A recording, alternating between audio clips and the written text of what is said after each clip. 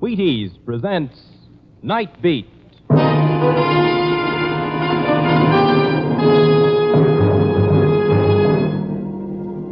On stage tonight from Hollywood, Nightbeat, another in the Wheaties' big parade of exciting half-hour presentations. Nightbeat.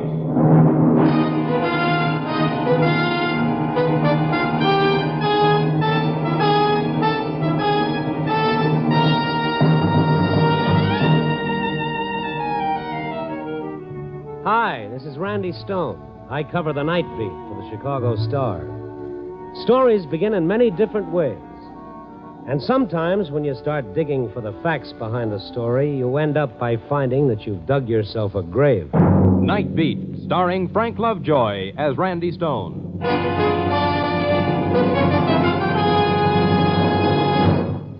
On a hot August afternoon back in 1936, young Bobby Feller stepped out on the mound and started his first major league game as a Cleveland Indian. He was just 17 years old. Bob, step up here and tell us what happened that day. Well, Ed, I was really loaded with Wheaties for that game. I struck out 15 St. Louis Browns. You think the Wheaties helped, eh, Bob? Ed, I'll tell you, Wheaties always help. I've been eating them for pretty near 20 years, 4 or 5 times a week. And Wheaties with milk and fruit are still my favorite breakfast dish. That's wonderful, Bob. Thanks for stopping by, and best wishes to a real Wheaties champion. Yes, thank you, Bob Feller. And folks, did you hear what the man said? Wheaties always help.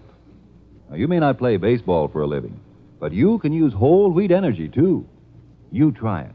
Breakfast of champions. Have some and see yourself how Wheaties at 7 can help at 11.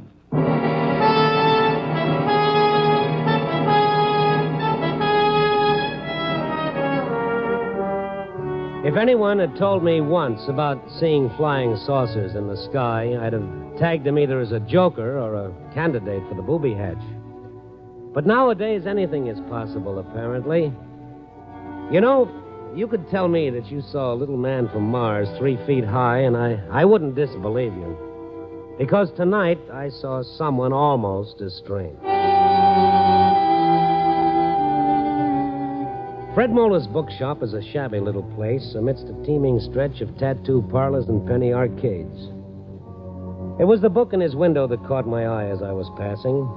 An early edition Bible, richly bound in antique leather, hand-tooled and inlaid with heavy gold leaf. It stood out against the books that surrounded it like a 90-carat diamond in a display of 10-cent jewelry.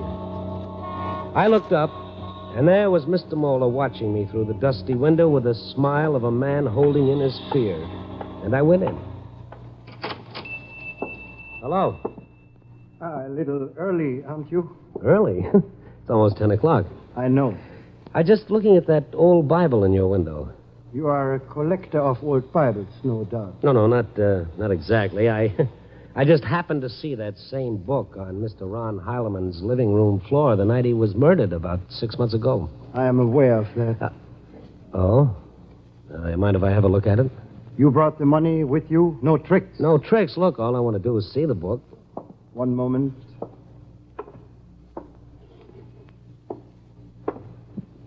How much do you want for it? The price is still $50,000. 50? Are you kidding? I said no tricks. We've already agreed on the price. Oh, you've got your wires crossed. I haven't agreed to anything. Who do you think I am, anyway? Aren't you the man? The name is Stone, Randy Stone of the Chicago Star. Oh, a newspaper reporter.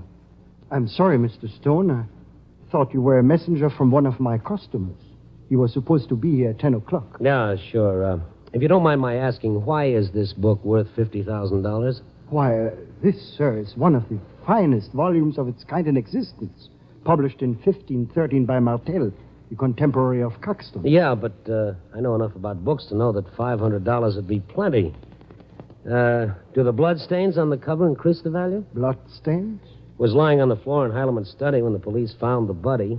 Ron Heileman had been stabbed with a pair of desk shears. Yes, a terrible thing. Murdered by his houseboy, wasn't it? A man named... Canto, Willie Canto. That still doesn't make the book worth $50,000. Well, there's something different about this book. Oh, is that so? Oh, this book is the Black Gospel. Fine. Thanks. Don't rush away. It's very interesting. For instance, the first 12 sections are the first 12 books of the Bible. Can you read this Old English script? Well, not as well as an old Englishman, but I can try. Read it. And he burnt the house of the Lord at... What's this other stuff that follows on the next page? Hail to thee, Lucifer. What is this, anyway? Don't you see? It's the beginning of the Black Gospel, the Devil's Bible. What's that? Well, you see, in the year 1513, possession of this sort of literature was a sure passport to the gallows or the stake. Now, here's the invocation to Satan himself, summoning him up from hell, which was considered the most potent of all the spells used in witchcraft. Mr. Mola, why are you trying to keep me here? Well, You're not sure whether this messenger you're expecting at 10 will come with money or a gun, is that it? oh, really now? Well, if you're afraid, why don't you call a cop? I got work to do. I can't stay here and play bodyguard. Wait, please. The police wouldn't understand. Well, if it's that kind of a deal, then all I can suggest is you make with a spell, call up the devil, let him protect you. I'm going. Some of these prayers to Satan are remarkable, Mr. Stone. Here, let me read you one. Oh, well, if it'll make you feel better. Hail to thee, Satan, Lord of death. Praises to thee, Prince of destruction. Let transgression of the wicked be glorified, and the purple testament of war be proclaimed. Take us, Lucifer, son of the morning, for we are thine. Good evening. Mola's eyes popped at the apparition that had appeared behind us. He'd come in soundlessly through the open door, a bearded man in a black turtleneck sweater, dark trousers, and black sneakers. What do you want? The book? I came to get the book. What? What book? The one you have there. The Devil's Bible. Who sent you? Don't answer that. Mr. Stone, if you don't mind, sir, this happened to be my business. Virgil said it would be here. Who? Virgil, my guide. Who are you? Mr. Stone, I'm going to close in a few minutes if you don't mind. Good night. Oh, so this is your messenger. Now it's time to get rid of me. Is that it, Mr. Mola? What's your name, pal? Dante? Dante. Did you bring the money? Money? What money? Well, this doesn't look like your $50,000 to me, Mr. Mola. I need no money. Get out of here. Now, wait a minute. Dante, what's your last name? I am Dante Alighieri. Oh, the 14th century Italian poet who wrote the Divine Comedy. He's a madman. Yeah, but he writes like a dream. It was Virgil who took me to purgatory. My Beatrice led me through paradise. We walked with the angel. First it's a newspaper reporter, now it's a lunatic. Princes of hell, Zamiel, Asmodeus, and Apollyon, they are powerless before me. Their testament is mine. Now give it to me. Get out of here. I tell you it's mine. Mine. Take your hands off it. Easy, Danny. Let go. That's better. Now get out. The fawn in the turtleneck sweater left reluctantly, looking back over his shoulder as he eased out the door and slipped off into the night.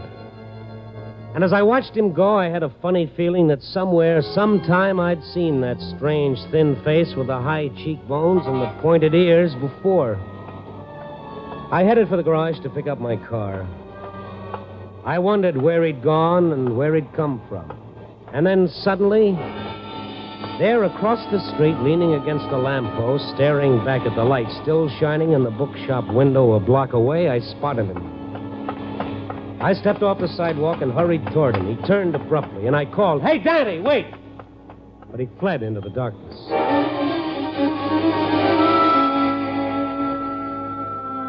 When I got to the office, I figured that Mola's little bookshop might make the basis of a human interest yarn if I tied it in with the breakup of the late Ron Heileman's famous book collection.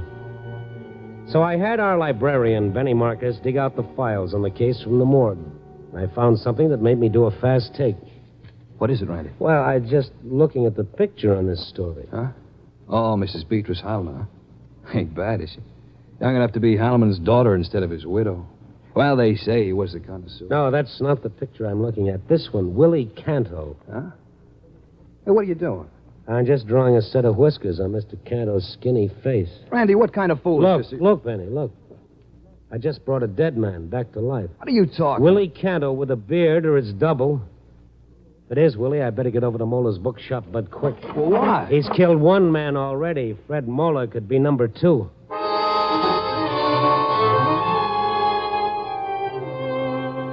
I'd have called the police if I hadn't been afraid of raising a false alarm, which proves that silence is sometimes a poor substitute for brains. It was raining as I pulled up in front of Mola's bookshop. I saw that his lights were still on. The Black Gospel had not been replaced in the window. When I went in, it was neither on the counter nor anywhere that I could see. The place was deserted. I walked to the door of the back room and knocked. Mr. Mola? Mr. Mola? Where's that light switch? Ah. Well, it's his office. He must have... Mr. Mola. The old man lay sprawled on the floor. I knelt beside him. His body was still warm, but he was quite dead. A small black bullet hole in the center of his forehead explained why.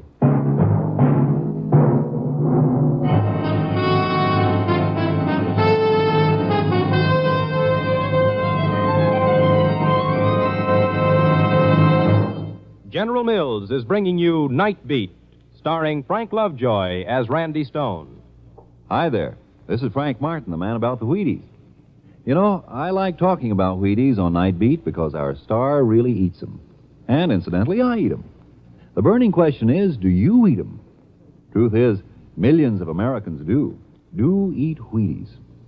And I have a hunch one reason is that Wheaties taste so good. Nothing I can say about crisp flakes and all that will tell you half so much as the fact that millions of us eat them and love them. So, not one more word will you get out of me right now on the good, solid, whole wheat taste of Wheaties. You try them, and you'll know all. Now, of course, there's another reason why so many millions of us dip into Wheaties come breakfast time. It's the whole wheat energy, the wonderful energy that makes the whole morning go better.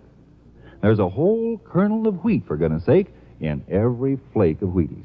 That's why they give so much. That's why they're so poppin' full of vitamins and minerals for your good morning. That's why Wheaties with milk and fruit starts a breakfast to remember. So why don't you join us tomorrow morning, us millions of Wheaties eaters? Make yours breakfast of champions, too. Join us, and you'll see how Wheaties at 7 can help at 11. Do that, huh?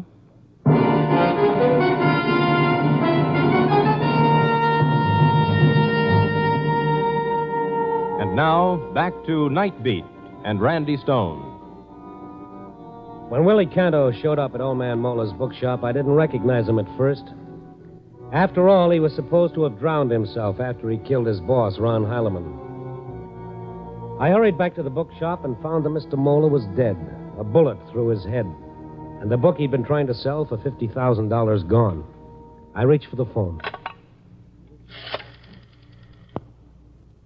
The phone is dead. You must have cut the wire. Yes, I did. Oh. Willie Canto. My name is Dante Alighieri. Oh, yes, I remember that. You've been standing behind the door all this time pointing that gun at me? Yes? Now, look, Dante. Don't come any closer. I must kill you. Why? You usually kill your friends? You're no friend. But I am. Oh, then why did you plot to harm my Beatrice? Beatrice? Oh, yes, Dante and Beatrice. I forgot. You've made spells against my Beatrice. But you are finished. You must die. The book can't save you now. Wait a minute. Let's talk some more, Donnie, old boy. So you've got the book, huh? No. Virgil has taken it. Virgil? Oh, sure, Virgil, of course. Your guide through hell and purgatory. Where is he now? On the Chinatown at night run? That's enough of talk. It makes my head hurt. Yeah. You must die. You don't want to kill me, Daddy Chum. If you killed me, you'd be a murderer. No. You'd never see paradise with Beatrice. You'd go to hell. No. Give me the gun, Canto. No. We stood facing each other, about 12 feet apart, while he struggled with himself. I couldn't afford to wait. A little pressure on that trigger, and I'd be featured in the obituary column. I tensed for a spring, and then...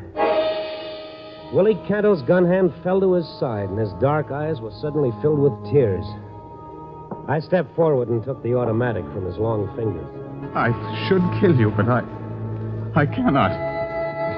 I cannot. Oh, don't feel too bad about it. I don't. Now, let's get on out of here and go for a little drive. The fresh air will do us both good.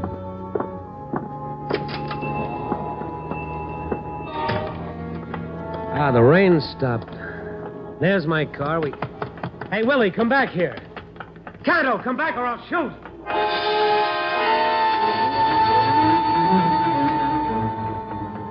I wasn't going to, of course, but on the bare chance it might give him pause, I pointed the gun to the sky. The shot seemed to give him jet propulsion. He dived into an alley and vanished. I turned around and headed back toward my car.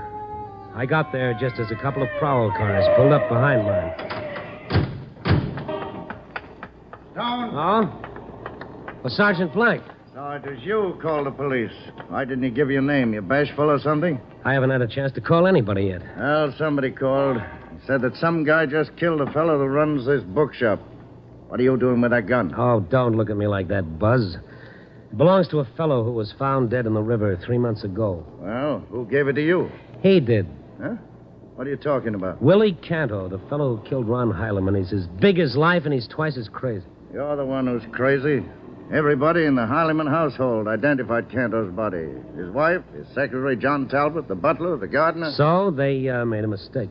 Then we better go out and have a talk with Mrs. Beatrice Heileman. If Canto's on the loose, he may be planning to call on her. Mind if I come along?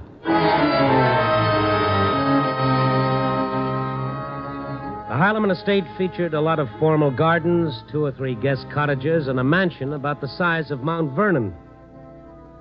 The only thing that could have made the interior more early American was a stuffed Indian over the mantelpiece. Tears shimmered in Beatrice Heileman's lovely violet eyes as Sergeant Black told her what had happened. Oh, poor Willie. I guess I was wrong when I identified that body as his. But even John Talbot, my husband's secretary, thought it was he. I don't want to alarm you, Mrs. Heileman, but there's a chance Canto may show up here. Oh, but Willie wouldn't harm me. Why, he was always devoted to me. He was devoted to your husband, too, but look what happened. I still can't believe it. My husband was so kind to him, so gentle. He even tried to teach Willie to understand some of those dull books of his. Like Dante, hmm? Dante? Why, that was my husband's nickname for Willie. How did you know? Willie thinks he is Dante. Oh? Uh-huh. Ron was always giving people the names of characters in his books. Sometimes I don't think they were very complimentary. But I was never too sure. Who was Virgil? Virgil? Yeah. Well, I don't know. Wait a minute. That's what he called his secretary. John Talbot? Yes, Mr. Talbot. John Talbot, Virgil.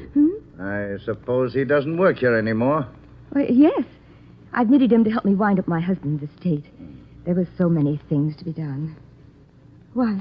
Does he live here on the premises? Yes, but he isn't in town now. Poor man's been working so hard cataloging the rest of those books that I told him to take a week off. He left yesterday. I see. Where'd he go? He mentioned something about fishing in Minnesota. Well, thanks, Mrs. Heileman. Homicide will probably talk to you about this further, but in the meantime, keep your doors and windows locked, just in case. Oh, I'll be careful. Thank you.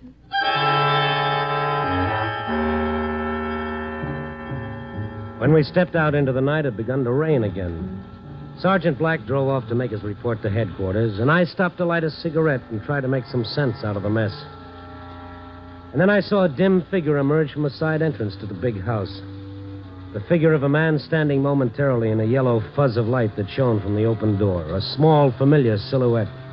The door closed and the darkness swallowed him, but there was no doubt about it. It was Willie Canto. I jumped out of the car. Willie! I caught sight of a shadowy figure as he whirled and ran toward the back. Willie! He headed toward the guest cottages, barely visible in the faint glow of a distant street lamp, and for a moment I lost him.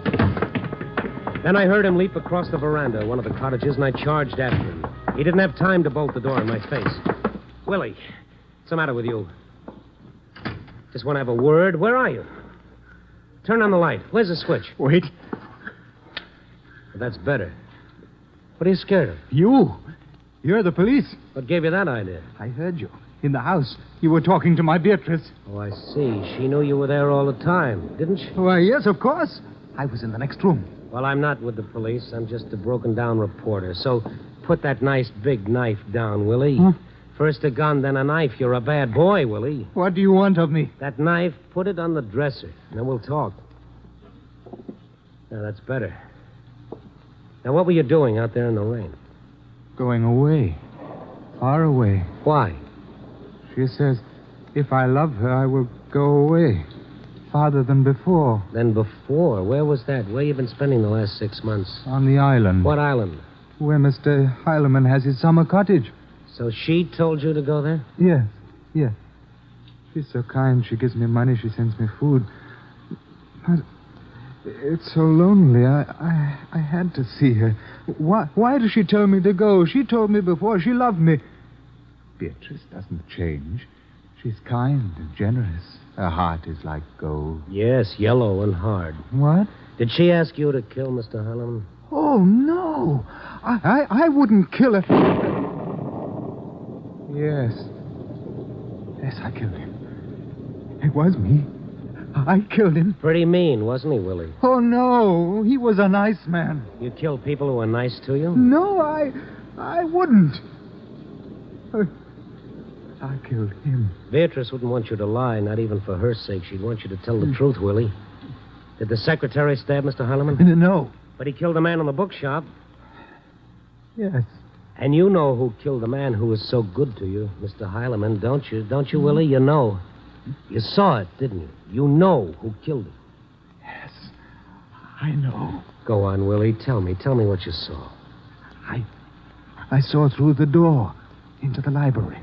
Mr. Heileman was there and Beatrice. Yeah? What were they doing? He says he knows about Beatrice and Virgil. He says he will get a divorce. Yeah? Go on. Then what happened? She picked up the scissors and... No, I did it. I did it. She told you to say that, didn't she? What happened after she stabbed him? She ran out of the room. I went in, and Mr. Heileman was trying to get up. He said, Willie, get me some paper. Some paper. There was no paper. There was only the book. My book. And I put it on the floor so that he could write. The Black Gospel? Yes. He wrote in it. On the empty page in front, he said, give this to the police. They will know who killed me. Well, why didn't you? I was afraid. For Beatrice. She comes in again, and Mr. Talbot is with her. They say that I must go away. You never told them what Mr. Heileman wrote in the book? No, of course not. They'd never sold it with the rest of the collection. I don't remember. Everything is all mixed up. So that's why it was worth $50,000. What? What do you say? Nothing, Willie. So they identified that body as yours, hoping the police had dropped the search. Well, you're lucky to be alive. Mr. Stone. Everything falls into place. Not a pretty picture, but it's clear enough. That's unfortunate, Mr. Stone. It was our old pal, John Talbot, the secretary. He stood in the open door of the next room, framed against the darkness. I hadn't seen him since the inquest on Heileman's death, but he hadn't changed. He was a slender, handsome man, looking like a college professor in tweeds and rimless glasses. The type generally pictured carrying a pipe or a book. But what he was carrying was a snub-nosed .38 revolver. A touching little tale, Willie. Virgil. Does that gun mean I should have knocked before entering? Opportunity is always welcome, Mr. Stone, whether it knocks or not. Opportunity for what? To dispose of an unforeseen problem. Oh, meaning me, I suppose. Meaning both of you. It's Beatrice. Her footsteps. John, it's all right. They've gone.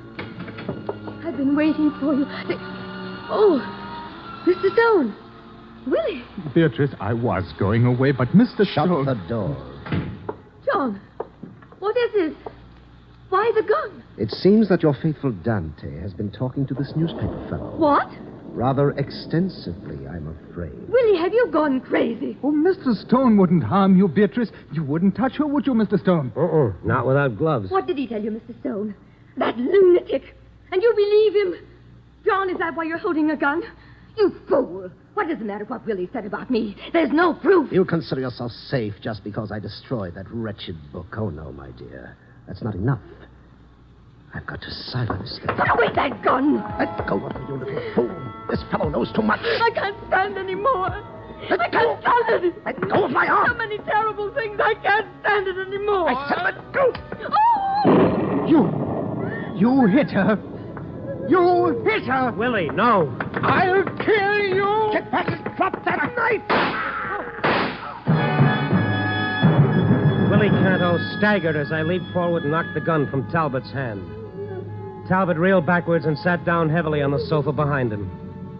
It was then that I saw the dagger in his side and the red stain spreading. Beatrice stood with her back against the wall, her eyes wide, staring at Talbot, and then at Willie lying doubled up on the floor. And suddenly she gave way. I snatched up the gun and went to the phone. As I reached for it, I saw that Willie had risen to his hands and knees, his thin face glistening with sweat. He began to crawl towards Mrs. Heileman, one hand reaching out for her, his eyes glazed with pain. Beatrice. My Beatrice. No! Don't touch me! Beatrice! Keep away! I can't stand you! No! No! No! Beatrice, come back. Oh, please, please. My Beatrice. Dante's Inferno. Yep. Hello, operator. Get me the police.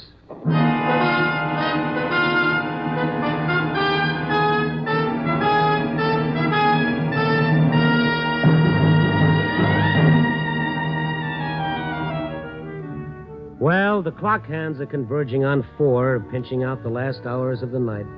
The rain has stopped and a new moon is out. No lover's moon, but thin and curving. Like a knife or a dagger. The curved dagger that Willie Canto used. Poor Willie. He wasn't the first who was betrayed by what he thought was love. Love is like eating mushrooms. You don't know whether it's the real thing until it's too late. Oh, well. Copy, boy.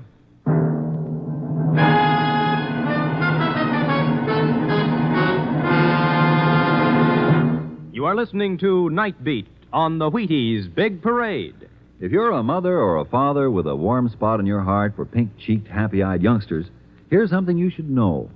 Good food builds good health, and Wheaties are good food. Now, I don't know what you've been doing about breakfast for the kids, but did you know that there's a whole kernel of wheat in every Wheaties flake? With the sunny, wholehearted goodness of field-grown wheat in every flake? With the full strength of whole wheat vitamins, minerals, proteins in every flake? It's true. Whole wheat in all its richness. That's what you furnish when you fill the cereal bowl with Wheaties. Don't slip up. See that they get Wheaties. Crisp, sunshiny, good. Pour on the milk, put on the fruit, and know the youngsters are getting all that whole wheat can give. Do that now. Wheaties, breakfast of champions.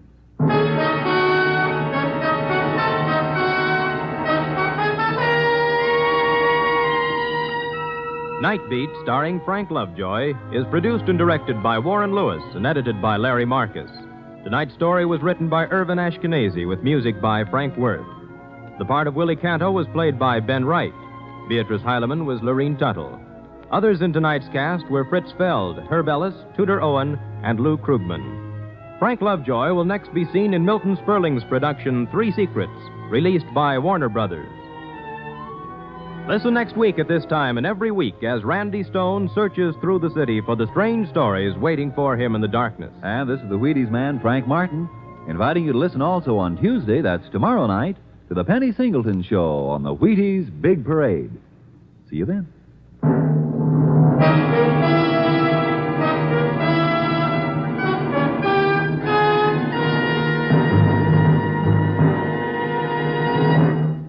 This is Frank Lovejoy reminding you of today's biggest bargain, United States Savings Bonds.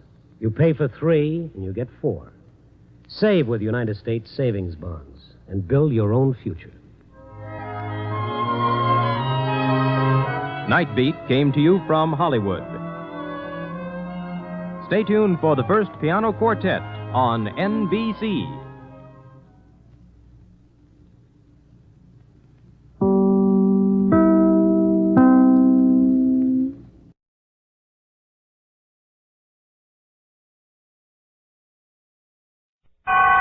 Autolite and 96,000 dealers bring you Mr. Frank Lovejoy in tonight's presentation of Suspense.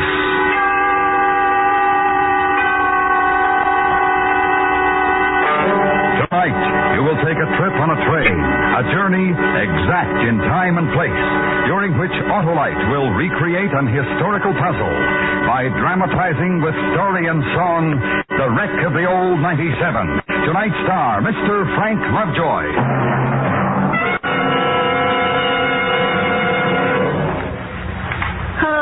Hello. Hi, Mr. McSorley. Hey, you'd better be starting for the St. Patrick's Day parade. I can't get started, Harlow. The car battery's dry as an Irishman's wit. Why, you ought to have an Autolite Stay Full battery. A battery that needs water only 3 times a year in normal car use? 'Tis one and the same. The dependable battery that will start you swift and sweet as a Colleen's smile. And the Autolite Stay Full gives longer life, as proved by tests conducted according to accepted life cycle standards. Well, where do we get an Autolite Stay Full? From your Autolite battery dealer. He services all makes of batteries, and if a replacement is needed, he has an Autolite Stay Full battery for your car. So, friends, just call Western Union by number... And ask for me, Operator 25. I'll tell you where you can get an Autolite Stay Full. The battery that needs water only 3 times a year in normal car use. Remember, from bumper to tail light, you're always right with Autolite. And now, with the wreck of the old 97 and the performance of Mr. Frank Lovejoy, Autolite hopes once again to keep you in suspense.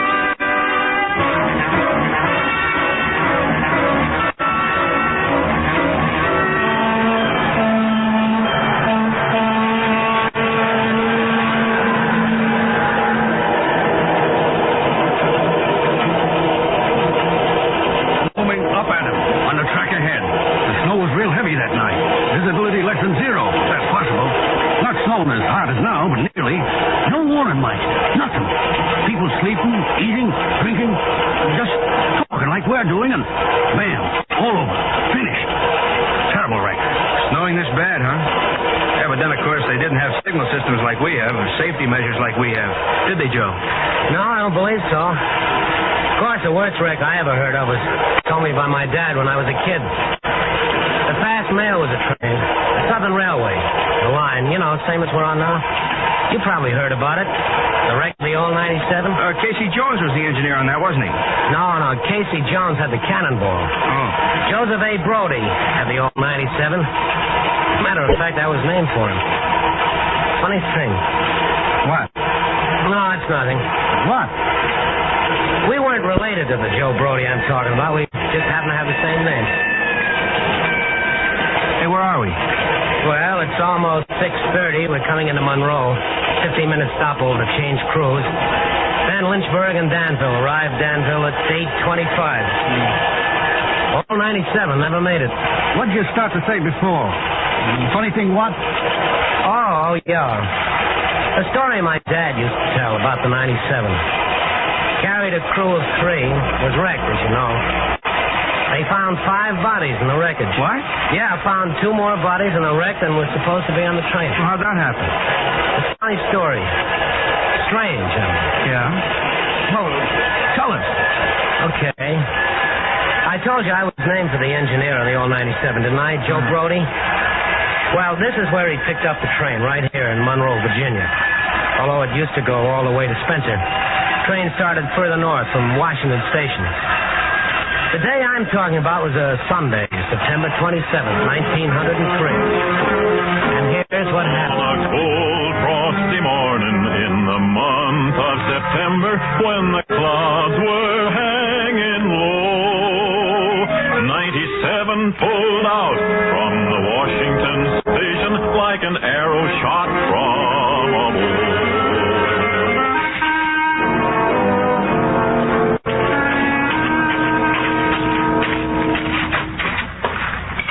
Morning, Joe. Morning, Mr. Elkins.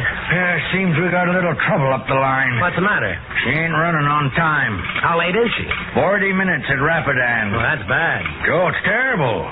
Old 97's never run a minute late since she went into service. Don't you worry, Mr. Elkins. She won't be late on our division. I'll get into Danville on time.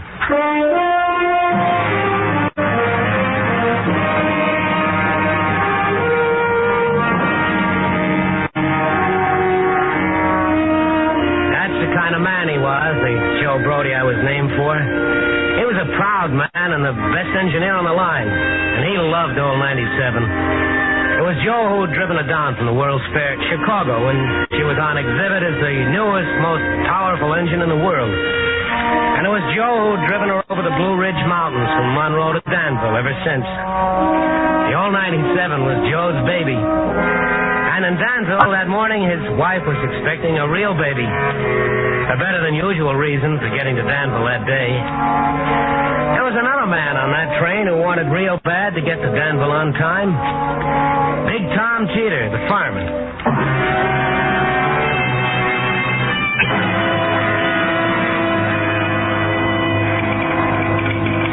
Morning, Mr. Brody. Morning, Mr. Elkin. Morning, Tom. Morning, Tom. I hear she's late. 40 minutes at Rapidan. Well, today, my mammy and papa's been married 50 years. Their golden anniversary. I figured to get in on time today. We will, Tom. Whole family's gonna meet me at the station. Big greeting for the youngest child. Fireman for Mr. Brody. We'll get there in time if you keep that fire going this morning. I will, Mr. Brody. Oh, here, Joe. I'll get your orders ready.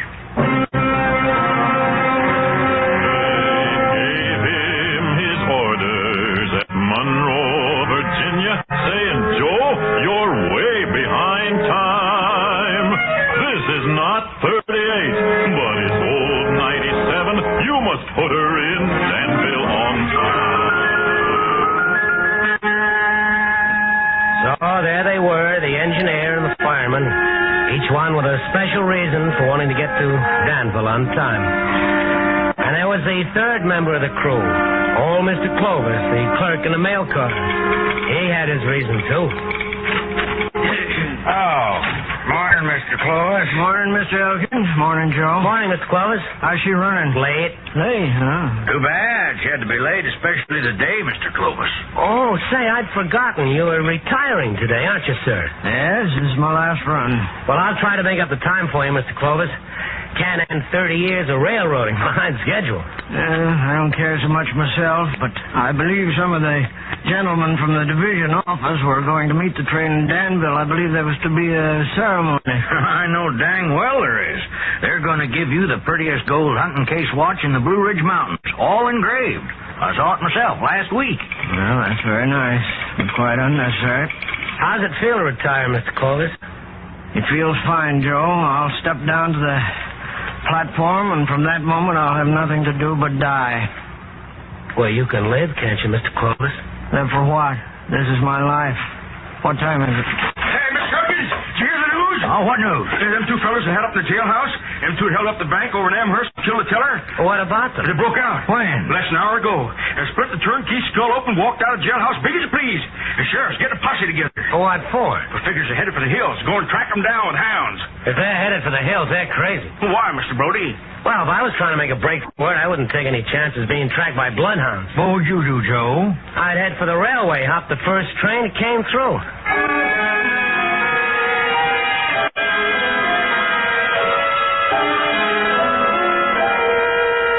Now, across the tracks from the station agent's office and right near the water tower was a tool shack. And at that very moment we were talking about, these two killers were hiding there. Or at least that's the way I was told the story.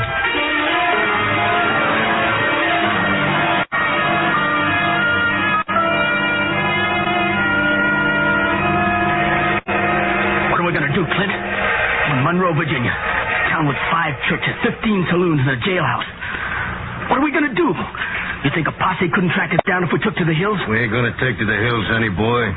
We're going to take the old 97 right straight to Danville. At Danville, we got a man waiting for us to put guns in our hands and tell us where to use them. Honey boy, when we get on that old 97, we don't have a worry about a thing. Clint, do you suppose you hit that turnkey too hard? I hit him hard enough to knock him out. You suppose you hit him hard enough to kill him? What's the difference? We killed a man yesterday. We might as well kill another one today. We didn't kill that teller, Clint. You did. Listen, honey boy. Makes no difference who pulled the trigger. Understand me? No difference. Sure, Clint, sure. Here she comes. Come on, let's get out of here and wait for her. They'll see us, Clint. Nobody's gonna see us. They're all watching the train.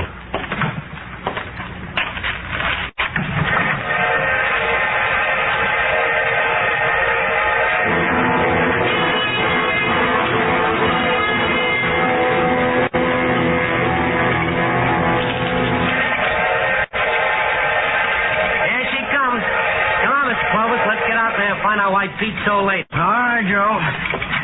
See you Tuesday, Mr. Hopkins. All right, Joe. Have a good trip. Pretty, isn't she? Beautiful.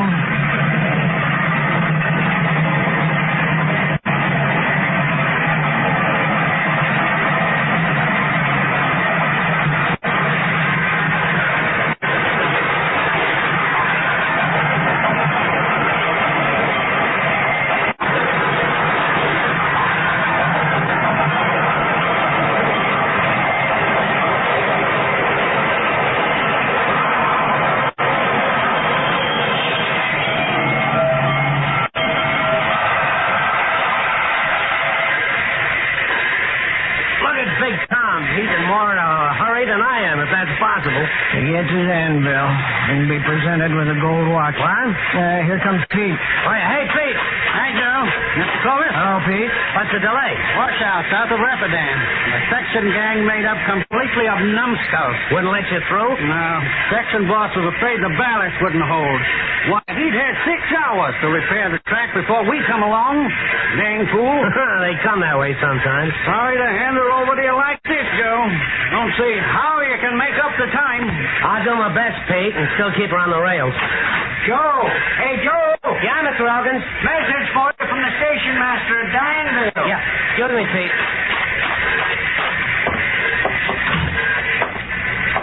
What's it say, Mr. Hawkins? It says, tell Joe Brody he'd better get 97 into Danville ahead of schedule if he wants to be here to meet the store coolers coming in on time. Dr. Glendenning is on his way out to Mrs. Brody now. Well, congratulations, Joe. It's happening, and I'm not there. I promised Leland no matter what, I'd be there. Well, you can't help it, Joe. Well, anyway, sometimes these things take more time than you'd think. You'll probably get there on time. Not probably, Mr. Elkins. I will get there on time. Come on, Mr. Clovis, let's roll. All righty, Joe. You set, Big Tom? That's Mr. Brody. Come on, then, let's go. All right, Joe. Got the time? 11:45. We're an hour late. Excuse me. Come on, let's go. Wait. Gotta get started. No one's paying attention to us.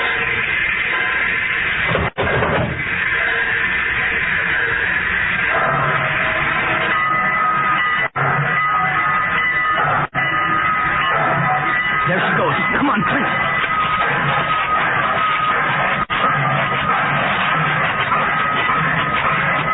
Come on. Give me a hand. There. Grab the rung. Got it? Got it.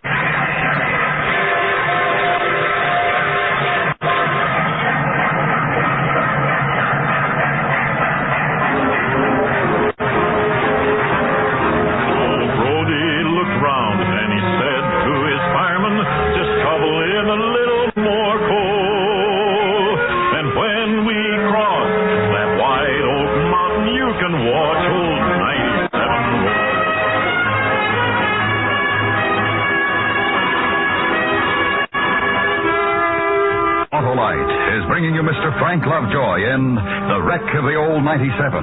Tonight's production in radio's outstanding theater of thrills, Suspense.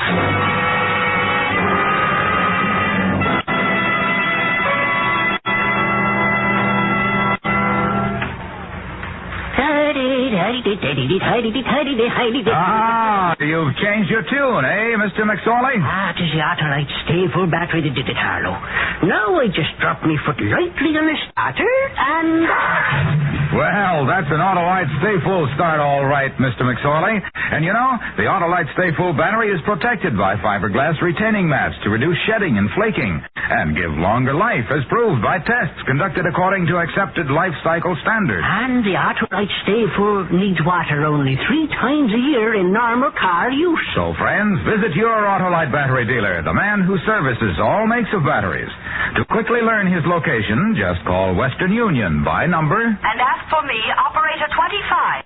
I'll gladly tell you where you can get an Autolite Stay-Full, the battery that needs water only 3 times a year in normal car use. And remember, from bumper to tail light, you're always right with Autolite.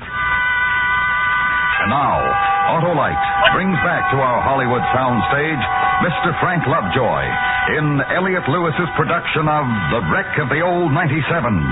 A tale well calculated to keep you in suspense. They gave him his orders at Monroe, Virginia, saying, Joe, you're way behind time. This is not 38, but old 97. You must put her in Danville on time. Well, there they were. 5 men on old 97 when she pulled out of Monroe. The engineer and the fireman and the mail car clerk who were supposed to be there, and the 2 escaped killers who didn't appear on the manifest. And each and every one of them with an urgent need to make up that lost time. Pour on the coal, Big Tom. Pour her on. I'm shoveling as fast as I can, Mr. Brody. Give me all you got until we cross White Oak Mountain. And you can stand back and watch 97 roll. I'm giving it to you, Mr. Brody. Lynchburg down a 3% grade, ending with a curve and a sign, a big sign that said, slow speed trestle. Right ahead of that, the Stillhouse Trestle over Cherry Stone Creek. The run from Monroe to Spencer normally took 4 hours and 15 minutes, or did. And that day, they had to pick up an hour. And that's a lot of time to catch up on.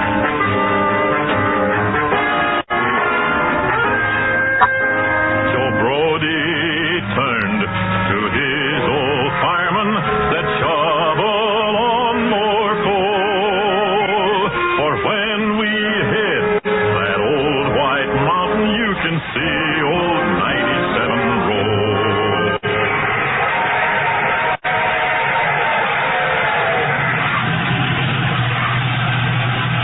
Shovel it in, boys. Shovel it in. We got time to make up on this one. Sure gobbles that coal, Mr. Brody. We picked up 10 minutes, Tom. We can't get there too soon to suit me. The party you were telling me about? The Mammy and Pappy's 15th wedding day. Give them my congratulations. Thank you, Mr. Brody. And they'll all be down at the station. You can tell them yourself. I won't have time, Tom. I'm having a baby. Huh? Well, my wife is. Well, congratulations to you, Mr. Brody. That's Tom. All around there, boy. The gauge is dropping. Yes, sir, Mr. Brody. Yes, sir.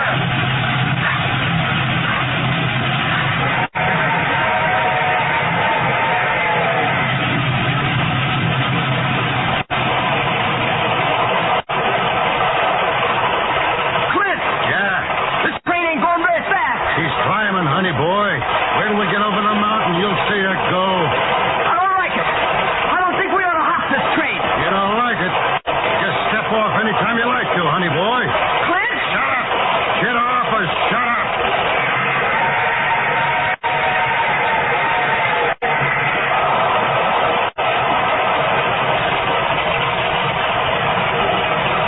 Joe Brody will get me into Danville in time for the exercises.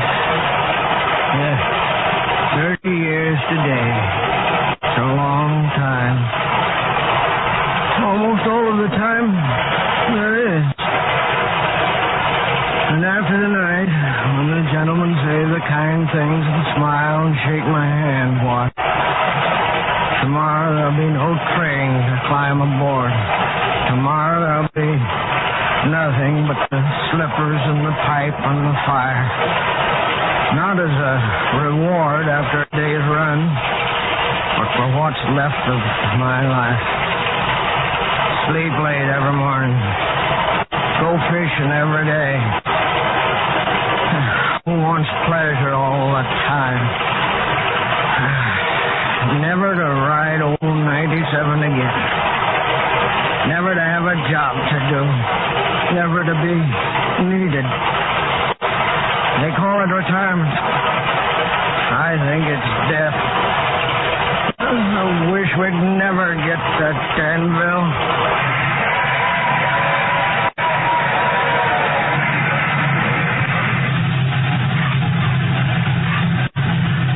Made up 20 minutes so far, Tom. So, I knew you would.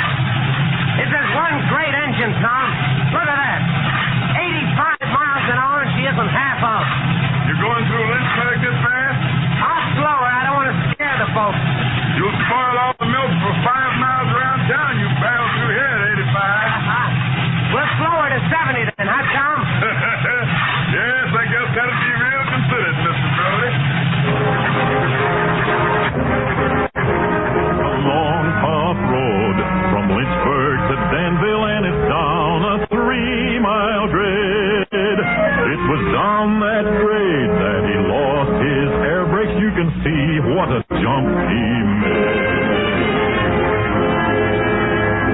Now, I want to point out a few things to you. Joseph A. Brody was the best engineer on the line. He knew that road like his own hand. The fast mail, old 97, was a cracked train, not old at all. In perfect condition, carefully checked always, mechanically perfect in every way. Yet, it had a wreck. And here's why my dad's story makes some sense. Here's what must have happened. Now remember, the two killers were hanging on right behind the locomotive.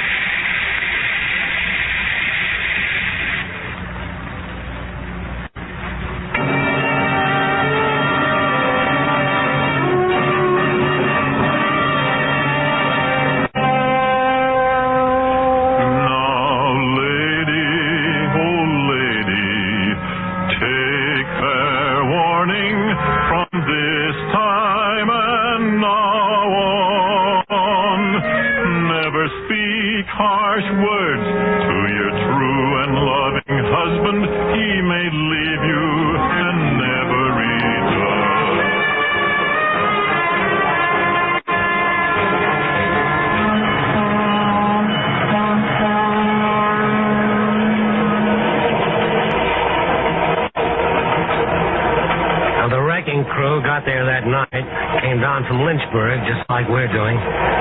They found the old 97, her nose buried in the mud bank. None of them got there to Danville.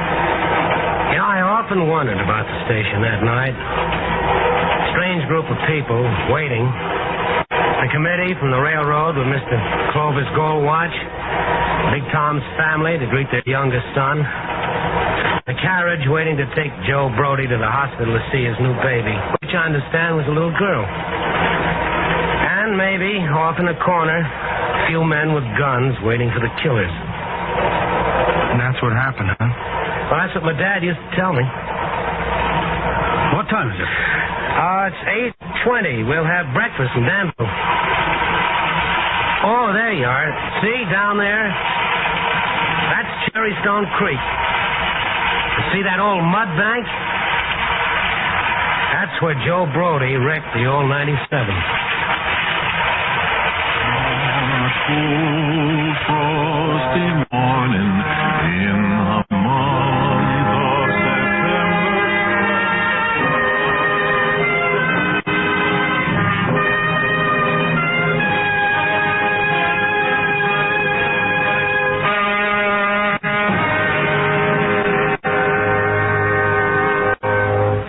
Suspense joy. This is Harlow Wilcox speaking for Autolite, world's largest independent manufacturer of automotive electrical equipment. Autolite is proud to serve the greatest names in the industry. And during these early months of 52, the Autolite family joins in saluting the leading car manufacturers who install Autolite products as original equipment. Our Autolite family is made up of the nearly 30,000 men and women in 28 great Autolite plants from coast to coast and in still other Autolite plants in many foreign countries. It also includes more than 18,000 people who have invested a portion of their savings in Autolite, as well as 96,000 Autolite distributors and dealers in the United States and thousands more in Canada and throughout the world. Our Autolite family will salute Nash Motors on the next Autolite Suspense television program. If you live in a television area, check the day and time of Suspense on television so that you'll be sure to see this program. And remember, be with us next week for another thrilling Autolite Suspense program on radio.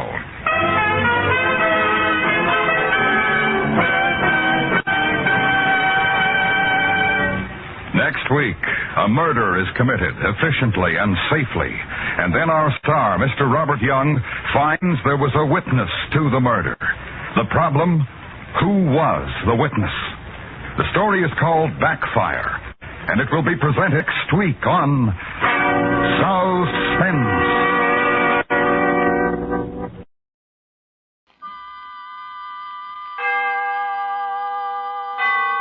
Autolite and its 98,000 dealers bring you Mr. Frank Lovejoy in tonight's presentation of Suspense.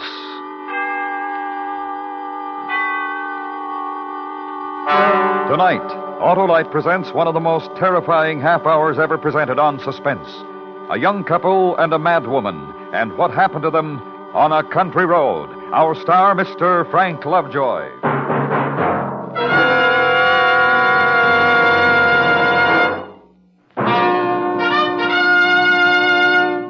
Hey, Harlow, what are you doing? Announcing, Hap, Autolite's newest engineering first, the Autolite Special Resistor Long Reach Spark Plug. What's that, Harlow? Why, Hap, it's the brand new spark plug which has been especially designed by Autolite to match the progress in design of the latest high horsepower overhead valve engines, which give vastly improved acceleration and perform with increasing efficiency throughout the entire power range.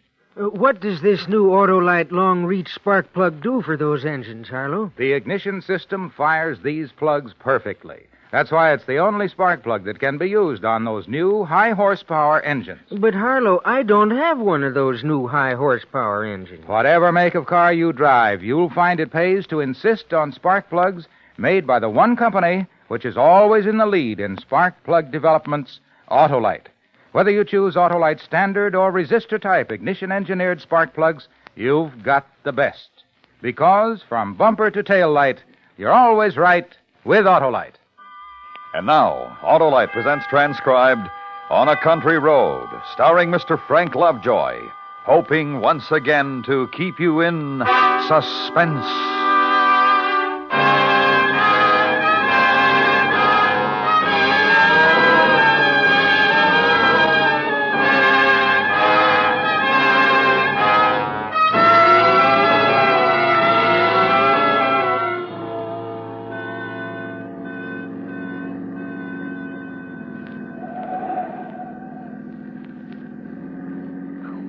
Relax, David. We're in no hurry to get home. Who can relax in this mess of traffic? Must be a wreck or something up ahead. If this keeps up, we'll get caught in the rain. Yeah. Looks like a big storm building up, too. Hey, remember that shortcut? Which one? The little tarred road that goes across through... Santa Moriches and comes out on the other highway. You mean the one we took last summer? I'll turn off there and duck this pileup. I'd like to get as far as possible before that storm hits.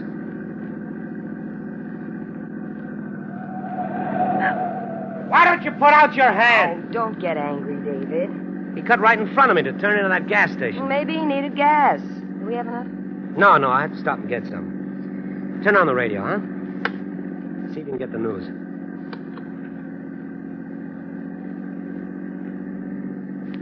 Police this afternoon issued 2 warnings to all residents of Long Island to be on the lookout for Nellie Goller, a middle-aged woman described as dangerous and insane. What? She escaped this morning from Restview Mental Hospital after fatally butchering a doctor, a nurse, and a ward attendant with a meat cleaver. This is the same Nellie Goller who a year ago murdered 3 persons on a Brooklyn street, also using a meat cleaver as a weapon at that time. This station will broadcast a full description on our regular newscast, which follows in just a few moments. Ha! My mother-in-law. Meantime, anyone who may know the I'm whereabouts kidding. of this woman is At least asked we aren't to the only communicate crazy with people on Long Police. Island. Why'd you change it? I don't want to hear any more. Why don't they just put her to sleep instead of locking her up where she can escape and kill more people? Who? The woman they were talking about on the radio. Oh, well, she can't help what she does. She's sick. What good does that do the people who get chopped up with a meat cleaver? I don't know. The laws were made before the doctors knew very much about the human mind. They still don't know much.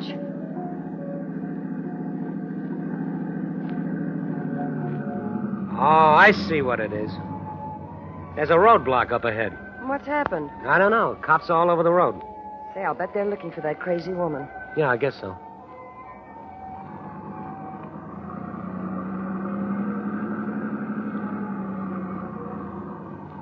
Hold it a minute, please. What's up, officer? Oh, just a checkup. Anything in the back seat? Just a blanket and some fishing tackle. We've been surf fishing. Yes, ma'am. Seen any hitchhikers? No, just traffic. Okay, move right along, please. Are you looking for the crazy woman? Move it along. Let's go.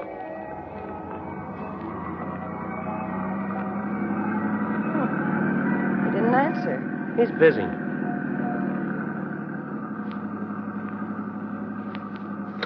What are you doing? All residents and motorists on Long Island are warned to be on the alert for the escaped insane woman who is somewhere on the island. She is described as tall, broad-shouldered, gray-haired, and rather heavy. She may still be armed with a meat cleaver. 100 men are searching the area, and they are prepared to shoot on sight.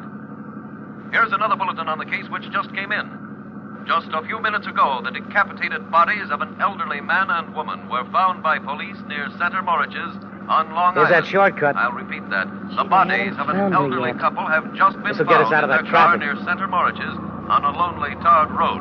Police are certain they were killed by Nellie Goller, the insane woman now at large. Residents of the area are warned not to open their doors to strangers. Motorists are cautioned to stay off lonely roads and not to pick up any hitchhikers. All persons are asked to be on the lookout for this woman. Here is her description again. They haven't She is caught tall, her yet. gray-haired, No. and broad-shouldered. Turn it off, with long Dorothy. arms. Thought you wanted to hear it. That's enough of it. Which she... This shortcut will save us a lot of time. You turned off the highway. Sure. I told you when I did it.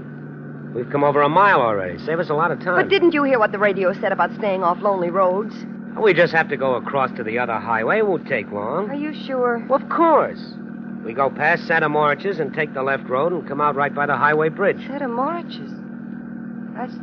That's where she just killed those 2 people. Oh, Dorothy, stop acting like a child. What can happen to us while we're driving? Besides, the whole island is full of men looking for this lunatic. They'll catch her.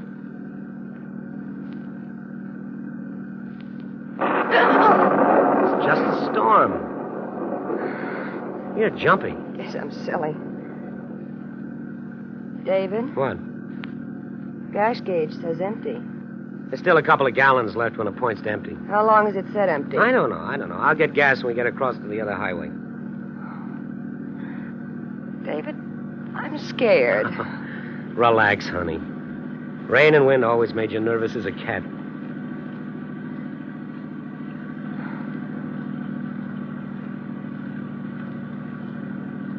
I wish we'd stayed on the highway. If I'd known you'd act like this, I would have. Well, it's not my fault. Well, it's not mine either. I'm having trouble enough trying to see through this storm.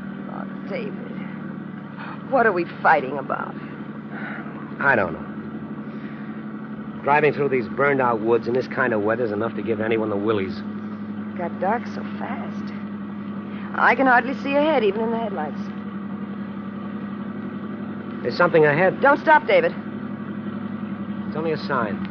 That crazy woman could be around here, you know. I'm not picking up anyone. I just want to know where I am. Don't get out of the car. I'm not. Now, calm down. Santa Moritz is that way. We'll take this road. Santa Morich's. This must be the road where she killed those people.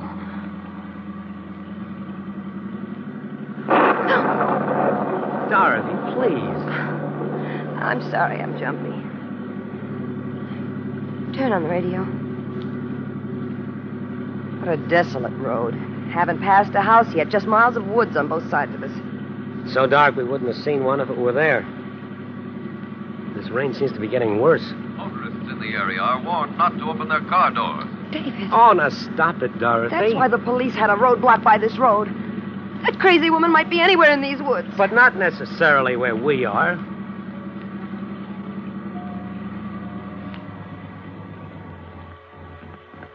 Oh, fine. What's the matter? What a place to run out of gas. You mean we're stuck here? Well, for the time being, anyway.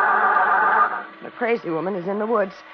She'll kill us. She's nowhere near us. Now, calm down. David, quick, turn off your headlights. Why? Did you see something? David, I don't know. I'm scared. I should have gotten gas. Don't put the headlights on, please. Why? She'll see us if you do. Oh, for Pete's sake. I'm putting them on. Please, David, turn them off. Dorothy, I don't want this silly thing to get the better of you. Just look at the headlights. Fogging into darkness at nothing but wet bushes and trees. Rain falling. Please, David. Oh, all right. There.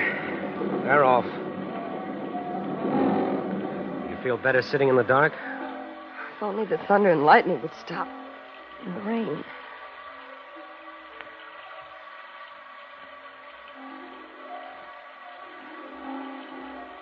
Look, Dorothy, there's no sense sitting here all night. It's only a few minutes past 10 o'clock. I'm going to walk up the road a bit. There might be a house or something there. You're not going to leave me here. I won't let you go. Dorothy, we can't sit here in the middle of nowhere for the rest of the night. We're safer here than out there. David, she's probably hiding in these woods, just waiting for a chance to kill us. Oh, come on, Dorothy. Why should she be right here when we've run out of gas? Well, why can't she be here? Now, please, stay in the car. Well, it's silly, but all right. Quick, lock the doors from the inside. Why? What is it? Well, now she can't get in here. She's nowhere near us. Oh, don't be mad at me, David. I'm so scared. If she is out there, she can easily smash the window. Don't scare me anymore. I know I'm acting silly, but I can't help it. All right, come here. Let me put my arm around you. There. Oh, Put your head on my shoulder. you forgive me, David? You go ahead and cry. It'll make you feel better.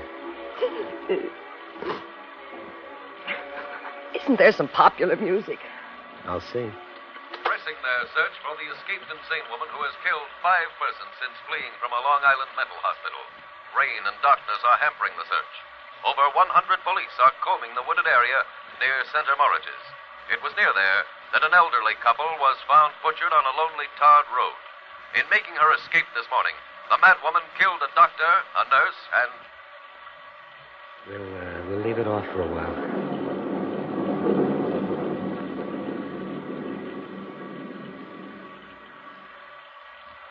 So quiet and lonely here. Wish it were morning. Look, Dorothy, I'll run up the road. There might be a No, house. David, please. David, listen. You hear that? What? I don't hear anything. There it is. I don't hear... It's a dog. It's a little dog barking. David? I guess it's only a lost dog. Or maybe there's a house nearby. Oh, the crazy woman. Oh! David, she's out there. Something hit the back of the car. It's her. She'll kill us. The door locked on your side? Yes. What if she breaks the window? She's got a cleaver.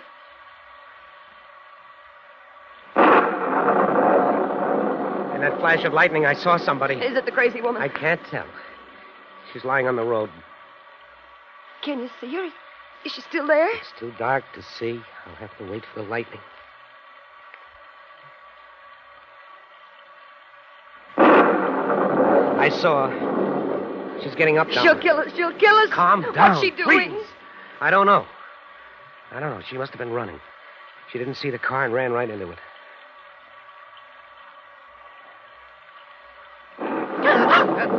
She's at the window, David, right next to you. Oh, my Lord, look at her.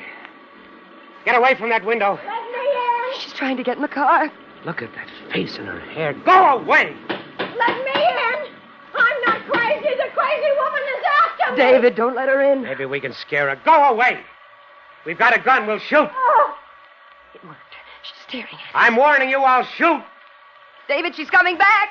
Please don't leave me out here, please. That woman will kill me, please. David, take your pipe. Hold it like a gun. It'll look like a gun. Where is it? Dorothy, in the glove compartment. Here it is. Look, I've got a gun. I'm going to shoot.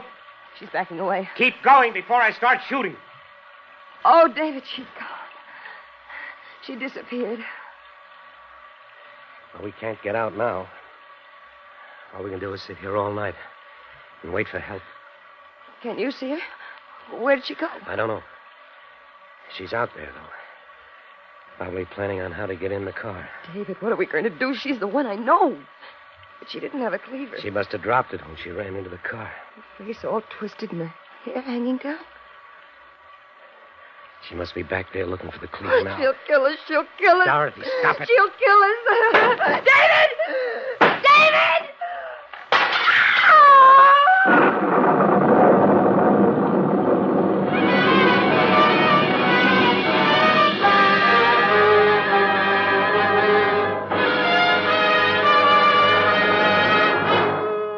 Autolite is bringing you Mr. Frank Lovejoy with Joan Banks and Jeanette Nolan in On a Country Road. Tonight's presentation in radio's outstanding theater of thrills, Suspense.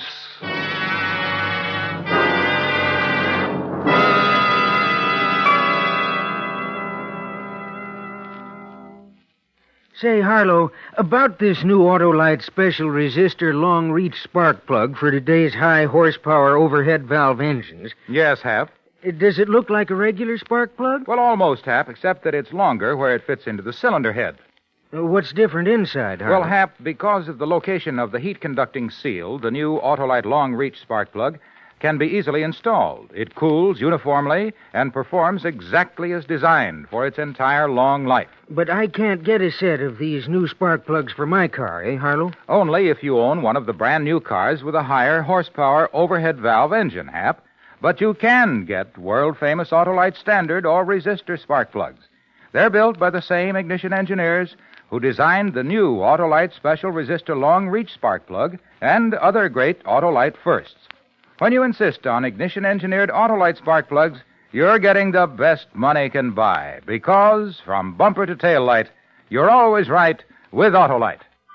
And now, Autolite brings back to our Hollywood soundstage Mr. Frank Lovejoy with Joan Banks and Jeanette Nolan in Elliott Lewis's production of On a Country Road, a tale well calculated to keep you in suspense.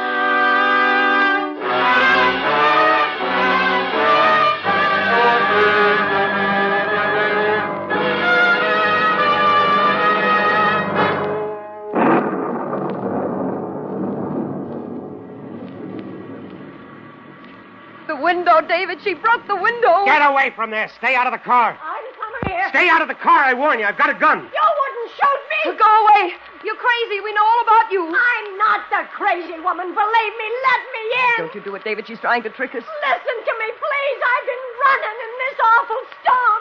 My car is stuck in the ditch back there. How far back? I don't know. It seems like miles.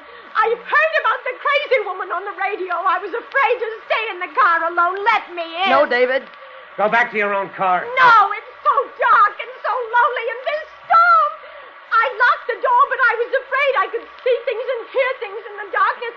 I just couldn't stand it anymore. I got out and ran in the rain, and oh, it's awful. That's why I look like this. It's the rain. mine. I'm not the crazy woman. Let me in. Please, let me in. Dorothy, maybe she isn't the crazy woman. Maybe she's just scared and exhausted. No, David, she's the one I know. The crazy woman had a cleaver. Look, I'm not armed. The three of us would be safer together. She makes sense to me, Dorothy. We would be safer with one more person. Oh, David, I don't know. Let me in, please. Oh, I'm wet to the skin. I'm going to unlock the door, Dorothy. David. Oh. All right, get in. Make one move and I'll shoot you. Oh, it's so good to sit down. There's a blanket on the floor back there. Try to dry yourself off with it. The darkness and the rain, it was enough to drive me out of my mind. Try and rest.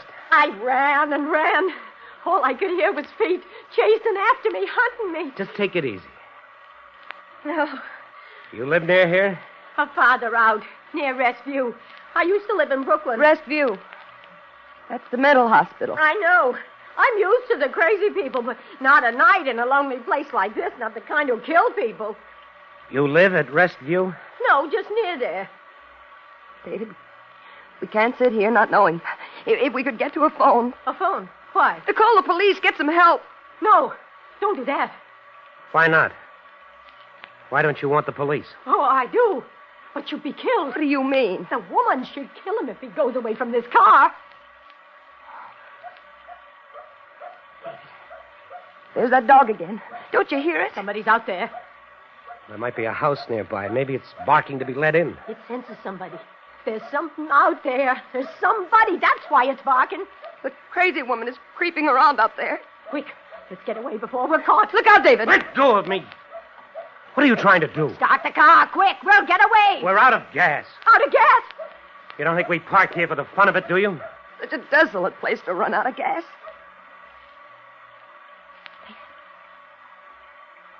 David, it stopped barking. What does it mean? David, we're so helpless. She can kill us easily.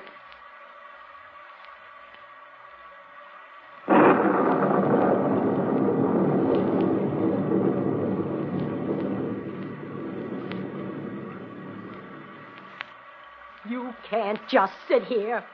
We gotta get away. I'm not a magician, lady. I can't make gasoline out of rain. We can't stay here the whole night. You hear me? Let go of me. There's nothing I can do. Try something. Anything. Don't just sit there. She's scaring me, David. Stop her. Cut it out. You'll have us all in hysterics. All right. All right, I'm sorry. Look, I got an idea. Give me your gun. Why? Why? I'll tell you. I want it. Give it to me. David, what's the matter with her? Listen to me. I'm all right. But I can't sit here all night. I'd go crazy.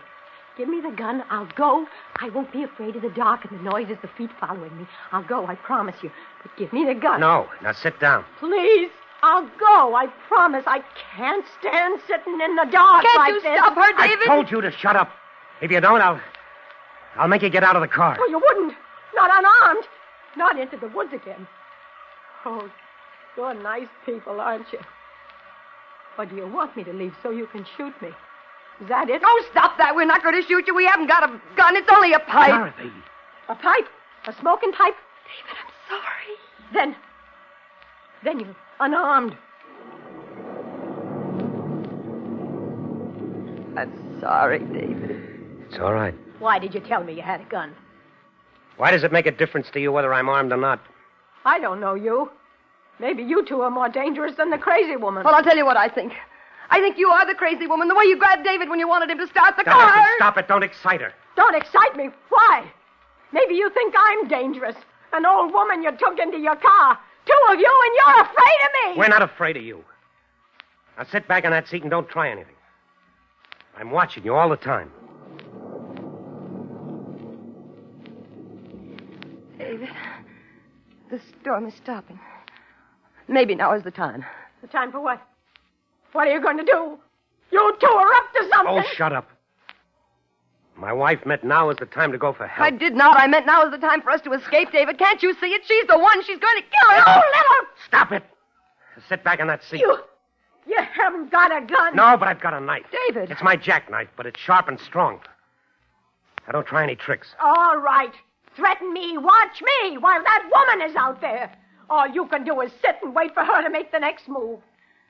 She can kill us like that old man and woman. It must have been on this same road. They were in their car, too. They must have let her in. We'll leave then. The three of us. We'll walk. We'll stay close together. See, we'll be quiet. Anyone hiding in the woods won't hear us. Don't you get out of the car, David. We'll be killed. How would we find our way? It's too dark. Oh, we'll find our way. Look out there. The road is full of shadows. Get her out of the car, David. She wants to kill us. Kill you? If you want to go, why don't you leave? You don't need us. We're willing to stay here until help comes. I'd be helpless alone if I had a gun. Oh, why doesn't somebody come? Where are the police? I can't stand this. Nobody'll come. There's no one in these woods. They're burned out and deserted. Dorothy, honey, please. Oh, it was your idea to use this road. You wouldn't listen to me and stop for gas. I couldn't help it. I got lost. Well, why don't you do something? Not just sit there waiting and waiting. Do something before we're murdered. Are you so help? All right. I'm going to do something. I'll go for help. That's it. Get help. David. In her hand, I saw it in the moonlight. It glittered. What is it? Your wife is hysterical. She was holding it, a long piece of broken glass, long and pointed. See, she doesn't answer. She's just watching us. What's she waiting for? It's from the broken window. That's where she got it. So what if I have it? I'm not going to sit here defenseless. She's going to attack us. Don't be silly. It was all right for you to have a knife. Why can't I be armed for whatever may come?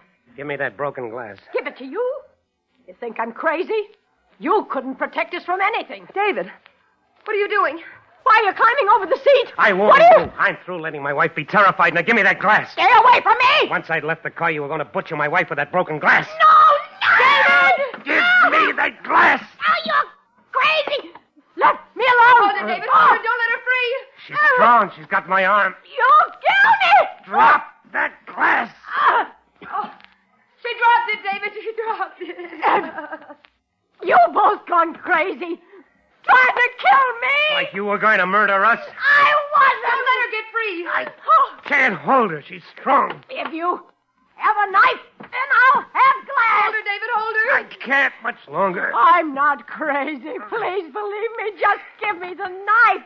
That's all. She's got my throat. She's choking me. Your knife, David. Use your knife.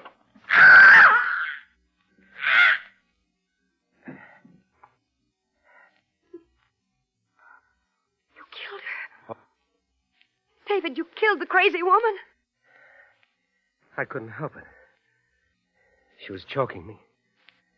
You're covered with blood. She was going to kill us. Oh. Lights. The car is coming. Help's coming.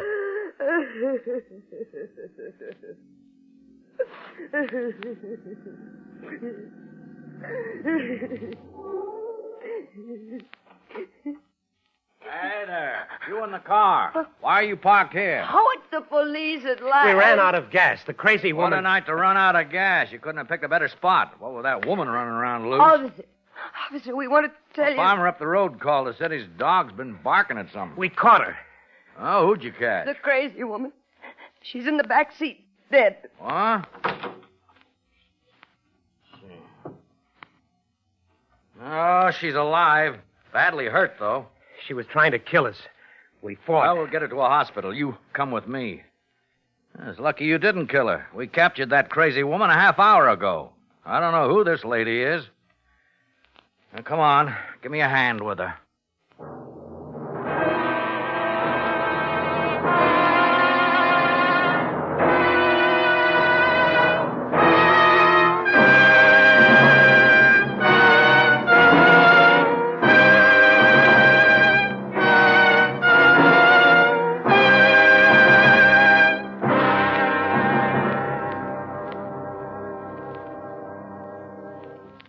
Suspense, presented by Autolite. Tonight's star, Mr. Frank Lovejoy. This is Harlow Wilcox speaking for Autolite, the world's largest independent manufacturer of automotive electrical equipment. In 28 plants from coast to coast, Autolite makes over 400 products for cars, trucks, tractors, planes, boats, and industry.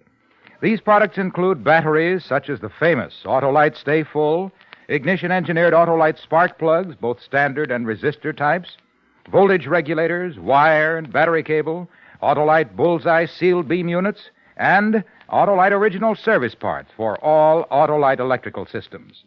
Autolite is proud to serve the greatest names in the industry. So, from bumper to tail light, you're always right with Autolite.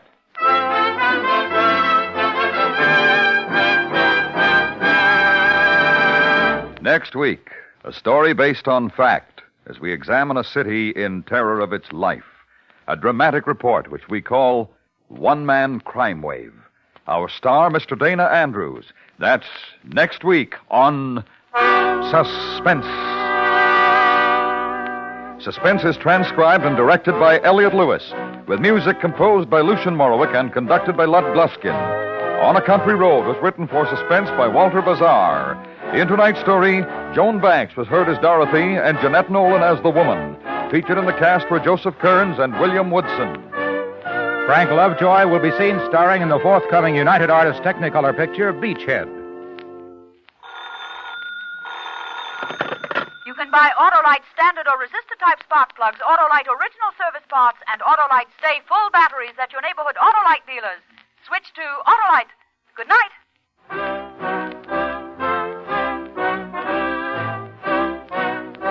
This is the CBS Radio Network.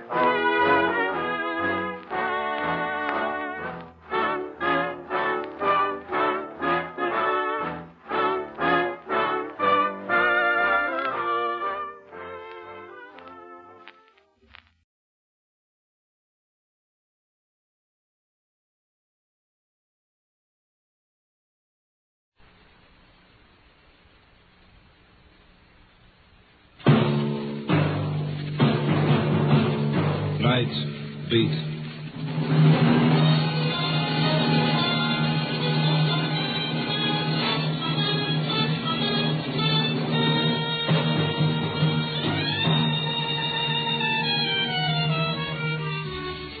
Hi, this is Randy Stone.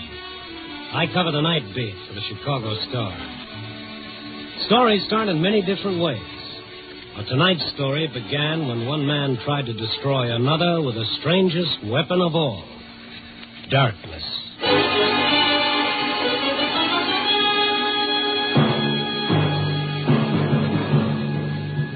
Nightbeat, starring Frank Lovejoy as Randy Stone.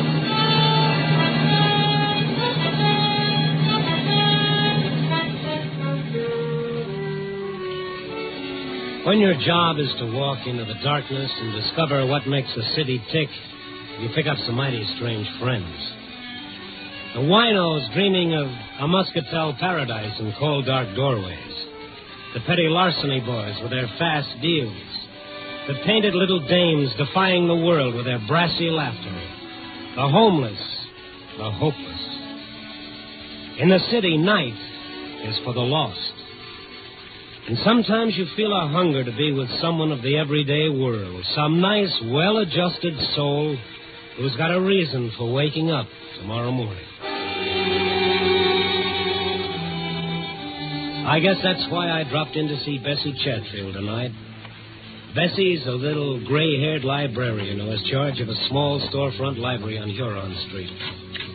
No one around this time of night but Bessie and a young fellow in a gray raincoat alone at a reading table. Mr. Stone, well, we haven't seen you, in such a long time. Well, since Forever Amber, you haven't had the kind of high-type literature that interests me. And when you finally do drop in, look what time you get here. 10 o'clock. Right when I have to go over and start turning out the lights. I timed it that way so I could get you behind those bookcases, away from that fellow with the reading desk. Well, I'm afraid your timing is about 35 years off, Mr. Stone. These light switches. Why do they always put them up so high? Aren't you going to tell that fellow it's time to go home? This is the way we tell them. We flick off the lights and then flick them on again.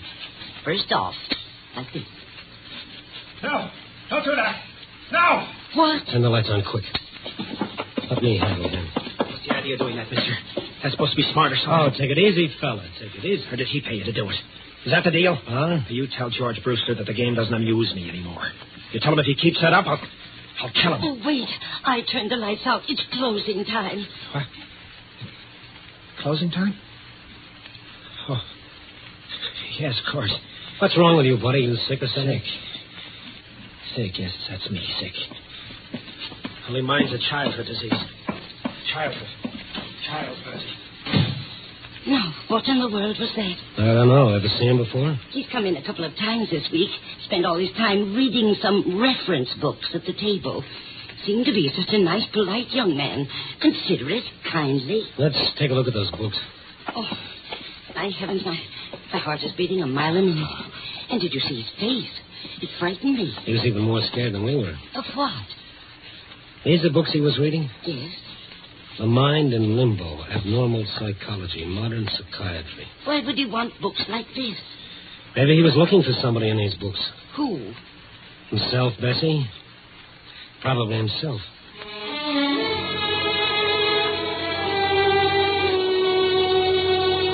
Bessie was pretty upset, so after she locked up for the night, I started walking her toward the elevated station over on Lake Street. We'd walked a couple of blocks through the dark, empty streets when suddenly Bessie grabbed my arm. Mr. Stone, that man down the street, looking in that store window. That's him. Oh, yes, same gray raincoat, same lad. And look, Mr. Stone, what's that in his hand? That's a piece of pipe or something. He's breaking that store window. Yeah, you wait right here, honey. Be careful, Mr. Stone, be careful. The fellow was reaching through the broken window glass for whatever it was that had struck his fancy. He heard me coming and turned toward me. The wan street light did something to his face. It seemed twisted and torn. Blood was running down his hand where the glass had cut it. Then I saw what he'd taken from the window. A gun. What's the idea, pal?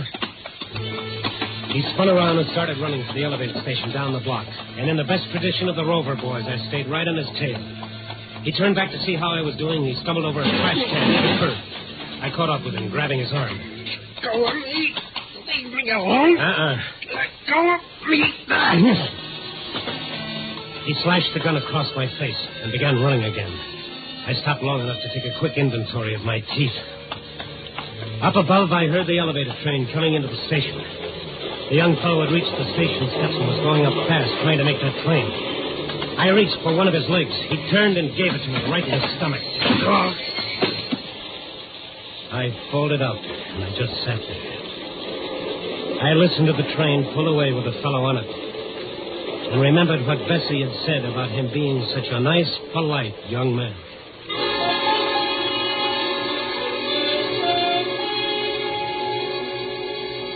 After a while, I began to feel somewhat human again. I notified the police what had happened, and they sent a squad car out. After they left, I remembered something, a name this nice, polite young man had been throwing around. George Brewster. I found a phone book in a cigar store. There were 3 George Brewsters. The first number didn't answer. I tried the second. Hello? I'd like to speak to George Brewster. Oh, he's not in right now. Is there any message? Who is this? I'm his sister. Is anything wrong? Well, if this is the right George Brewster, something is wrong. Is there any reason why a young fellow should want to kill your brother? Oh, that would be Morrison. Oh, I warned George. Morrison, huh? Tom Morrison. Where does he live? Our old apartment, 612 Hamlin Avenue. What makes you think he wants to kill George? Well, this character broke into a store tonight and stole a gun. I sort of think he had your brother in mind when he did it. Oh, no. What am I going to do? Well, lady, I know what I'm going to do. As fast as I hang up and get another nickel into this phone, I'm going to call the police. Oh, I feel so bad.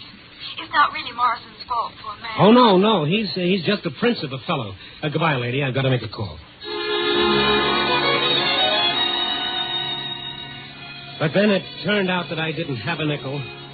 And on the way to the counter for change, I started wondering why the sister of the man he was going to kill felt sorry for Morrison. And why Bessie thought he was such a sweet character.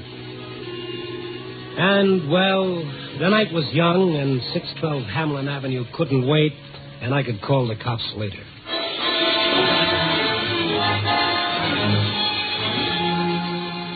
612 North Hamlin was a second-floor flat on the north side. I got there a few minutes after 11 that night. All the windows were lit up. I rang the bell, and I waited. I felt a little bead of sweat zigzagging down my face like it didn't have any place to go. Yes? Oh, it's you. No, let's not close the door just yet. In fact, let's push it open all the way. What do you want? My 2 front teeth and a few ribs. Get out of here. Now, look, pal, don't tempt me. I came against my better judgment to listen to what you've got to say. If I leave now, the only place I'm going is the nearest police station. Police station. I guess maybe that would be the best. What? Otherwise, I don't know what's going to happen. I guess you better call the police, mister. What do you think you're doing, calling my bluff? The phone's right behind you. Okay, buddy, you asked for it.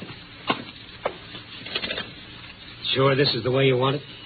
It's better this way. I'm at the end of my rope. I don't want to kill him. George Brewster? Yes, George Brewster. I know how it'll end if he doesn't stop. Stop what? Call the police, mister. You'd be doing me a favor. Since when have I got to do you favors? Well, why aren't you calling? I'm an Eagle Scout in good standing. I haven't done my good deed for today. You can't help me, mister. Stone is the name. What makes you so sure I can? Thanks for even wanting to. After that bad time I gave you. Bad time? That's the understatement of the year. Well, I was panic-stricken. You got me half crazy. Well, what have you got to lose if you tell me about it? No. Okay. Wait. I don't know. I'm like a drowning man grasping at straws. Look, maybe if you talk to Brewster, told him what he's doing to me, maybe he'd leave me alone. Well, you never can tell. But I'd have to know what I'm talking about. It's quite a story, mister. These lights. Look at them. Bright as the sun, aren't they? Lamps. Overhead chandeliers. Look at them. I'd hate to see your light bills. Like some men need drugs. That's how I need these lights. Come again? My sanity depends on it. My very sanity. On these lights? It's a sickness. You've even got a name for it. Noctophobia, it's called. Fear of darkness. Fear of darkness? That's for kids. No, I take that back. I'm sorry. Don't be. I quite agree. Kids. Or neurotic women. But in a man of my age, it's quite ridiculous. And when the day starts drawing to a close, when the night starts crowding in. Have you been to a doctor? Sure, I've been to doctors. They tell me I shouldn't feel too badly. Plenty of people with my trouble. A hangover from childhood. An illness. Like heart trouble is an illness. I'll take the heart trouble. Maybe you haven't gone to the right kind of a doctor. Maybe psychiatry could help you. Nothing's going to help me. George Brewster's going to see to that. What about this, Brewster? He's trying to destroy me. With the strangest weapon of all. The strangest weapon of all? Yes. His weapon is the night.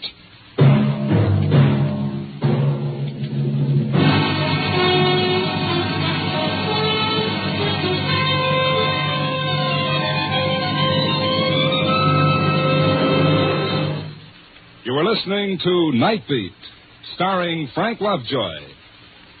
In a moment, we'll return to Nightbeat and Randy Stone. But first, we'd like to call your attention to another great NBC mystery adventure program. Every Sunday, you'll want to hear the exciting new Christopher London series with screen actor Glenn Ford in the title role. Stories for Christopher London are furnished by Earl Stanley Gardner, one of the most famous mystery story writers in America. There is no doubt about the greatness of Gardner's stories, and with the superb acting of Glenn Ford, Christopher London should be must-listening for every mystery fan. Make a listening date now to hear the exciting adventures of Christopher London every Sunday over most of these same NBC stations. And now, back to Frank Lovejoy as Randy Stone in Nightbeat.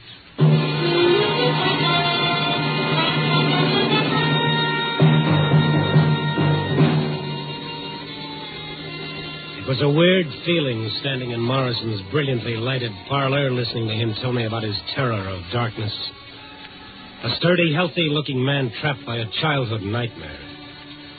I felt guilt listening to him, like I was eavesdropping into a dark corner of his mind that was nobody's business but his own.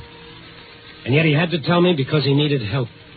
Because George Brewster was using Morrison's fear to destroy him. I was sent to Chicago by our company to replace Brewster, Stone. Till he found out why I was here, he couldn't do enough for me. He even got me this apartment. Greater love has no man. Then he found out what the setup was. He changed fast enough. How did he find out about this fear of yours? Well, I'm telling you how. The other night, the two of us were working alone in the big vault down at the office, working on some old account or other. The overhead light.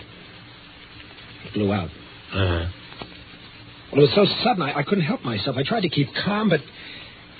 Well, it's like something tearing me to pieces inside. I couldn't breathe. I couldn't... Finally, I had to run. So he found out... No, he wasn't sure, but started him thinking. Yes, I see. Next afternoon, he came over to my desk. He was jovial, friendly, like he'd been in the beginning. Saying we'd been at each other's throats long enough. Inviting me to have dinner with him that night. Right from work, we went to his favorite spot on the north side, a place called the Catacombs. I began feeling uneasy the moment I entered.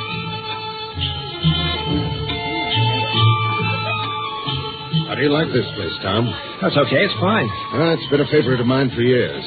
One spot in particular, the wine cellar. How do you feel about wine? Oh, I like it all right. Come along with me. I'm a wine man from way back. Say, George, I wanted to talk to you about that little outburst last night. They have a different wine cellar here with a different temperature for each type of wine. I haven't been sleeping well, you see. Me, I prefer Riesling myself. Well, here we are. Huh? At the white wine cellar. We'll select our own brand for our supper. Here, I'll open the door. Yeah, this is a privilege only an old customer like me can get away with. Come on. Dark down there. That's why they've got this candle here on the ledge. Got a match? Well, A match, Tom. Yeah. Here. Okay. I'll get this candle going. Good. Now, let's go downstairs. George, you think we should do this on our own? Done it hundreds of times. Been coming here for the last 10 years. Well, now let's go down these stairs. Careful. Yeah. George, I was explaining about last night. Candle casts funny shadows, doesn't it? You notice how cool it is? 20 feet below street level here. Look, I want to talk about last night. I don't want any misunderstanding. Huh? It's just that I've been working pretty hard. Look, Tom. Will it make you feel better if you showed me you're not afraid of the dark? Okay, you can show me. I'll blow out the candle. What are you trying to prove, Brewster? Nothing at all. It's your idea. Where are those matches I gave you? You gave me some matches? Well, I must have lost them. It's not going to work, Brewster. I'm not insane, you know. I can stay down here until you're quite satisfied. Funny, isn't it, about the darkness? The way it seems to close in on you. The way you start thinking you can't breathe. I know, I can see how someone could... What's the matter, Tom? This is ridiculous. Something so suffocating about a dark room. Stop it. Stop it. Only the heavy, smothering blackness. Stop it. Where are you going, Tom? Anything wrong? Anything wrong? Anything wrong? Ran out of that cellar like a kid scared to death, Stone. It was a rotten thing for him to do. Well, he's fighting for his job, Stone. He's not too young anymore. He can't start all over again, so he'll do anything. Oh, great. I'm sure he's told the people down at work. I'm sure they're all laughing at me behind my back. You don't know what that does to me. I can imagine. Today I found a new desk lamp on my desk, courtesy of George Brewster. Every day, something like that. Did you ask him why he's doing it? He won't admit he's doing anything. Says it's all my imagination. Maybe I ought to see a doctor. Or better still, maybe a change of climate would help. Well, I'd leave town in a minute. I mean, my future's at stake, too. Before I let him drive me crazy, I'll kill him. Well, I'm going now. I'm going to talk to this bird. Where does he live? Out in the suburbs, Lake Forest. He lives with his sister. All right, I'll give you a ring as soon as I've seen him. Mr. Stone, I hope you can do some good. Yeah. Oh. Say, I almost forgot something. What? That gun you made off with. Well, Maybe if we're lucky, we can talk the store owner out of pressing charges. I'll try it. That was a crazy thing to do. I was so desperate. Wouldn't have done you much good. When they put them in the window, they never loaded.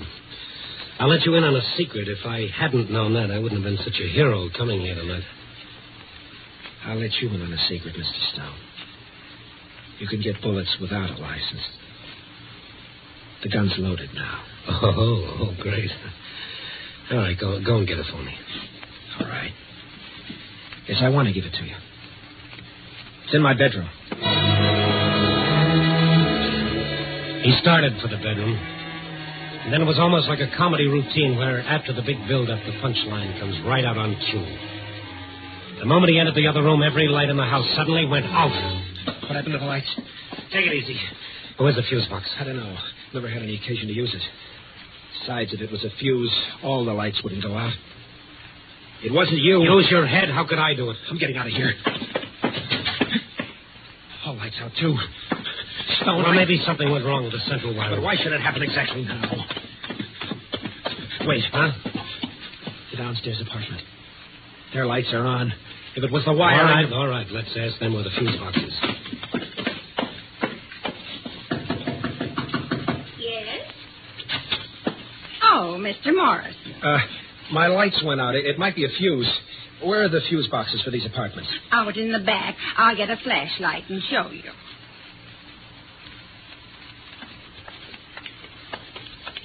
Here we are.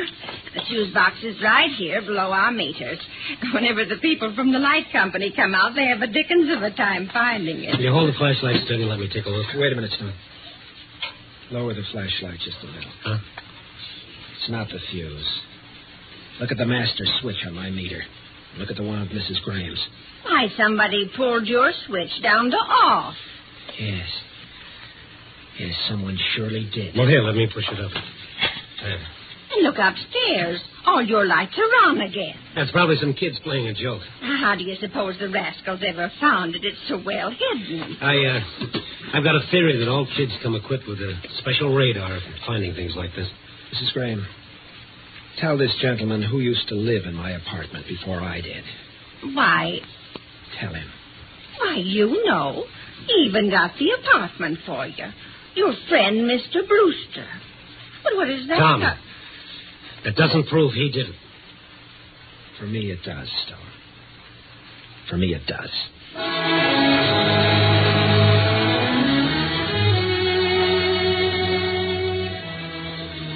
Morrison went around to the front of his house and up the stairs to his flat. I waited in the hallway until he came down again. He looked different. His face was hard and set. His eyes were like chunks of glass punched into the flesh. What are you waiting for, Stone? When we were so rudely interrupted, you were going for the gun. I've got it now. Ah, yes. Hand it over. I'll bring it back. No, thanks. Well, where are you going and what are you going to do? I'm fighting for my sanity, my life. He's never going to do this to me again. Never. I can't let you do that. You're not going to have to. The minute you leave, I'm going to call every cop in the book. Yes, that's what you do, isn't it? Yes. Then I'd better give you the gun.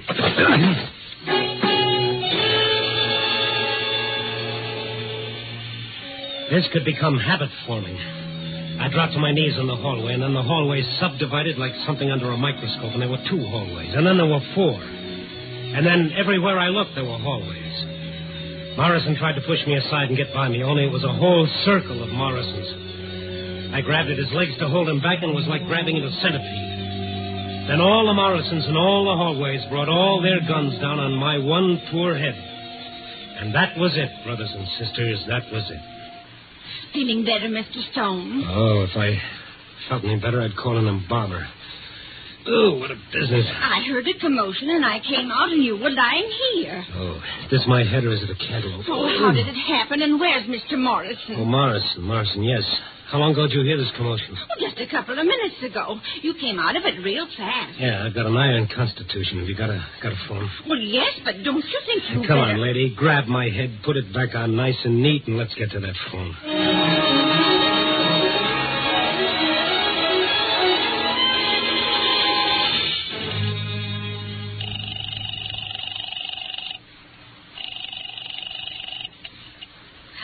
Hello, this is the fellow who called you before, Miss Brewster, about Morrison and your brother. Oh, yes. He's not there yet, huh? No, my brother is... I don't mean your brother, I mean Morrison. What? No. Is he... Oh, yes, he sure is. Now, give me your address, and the minute you hang up, get away from your house as fast as you can. Morrison's got a gun, and he's half crazy. Maybe we should call the police. Well, maybe we should, but I'm not going to. They'd throw the book at him, 10 years for attempted murder. I think I can stop him before he does anything. Oh, I can't tell you how sorry I am about this. Lady, you and your brother should be.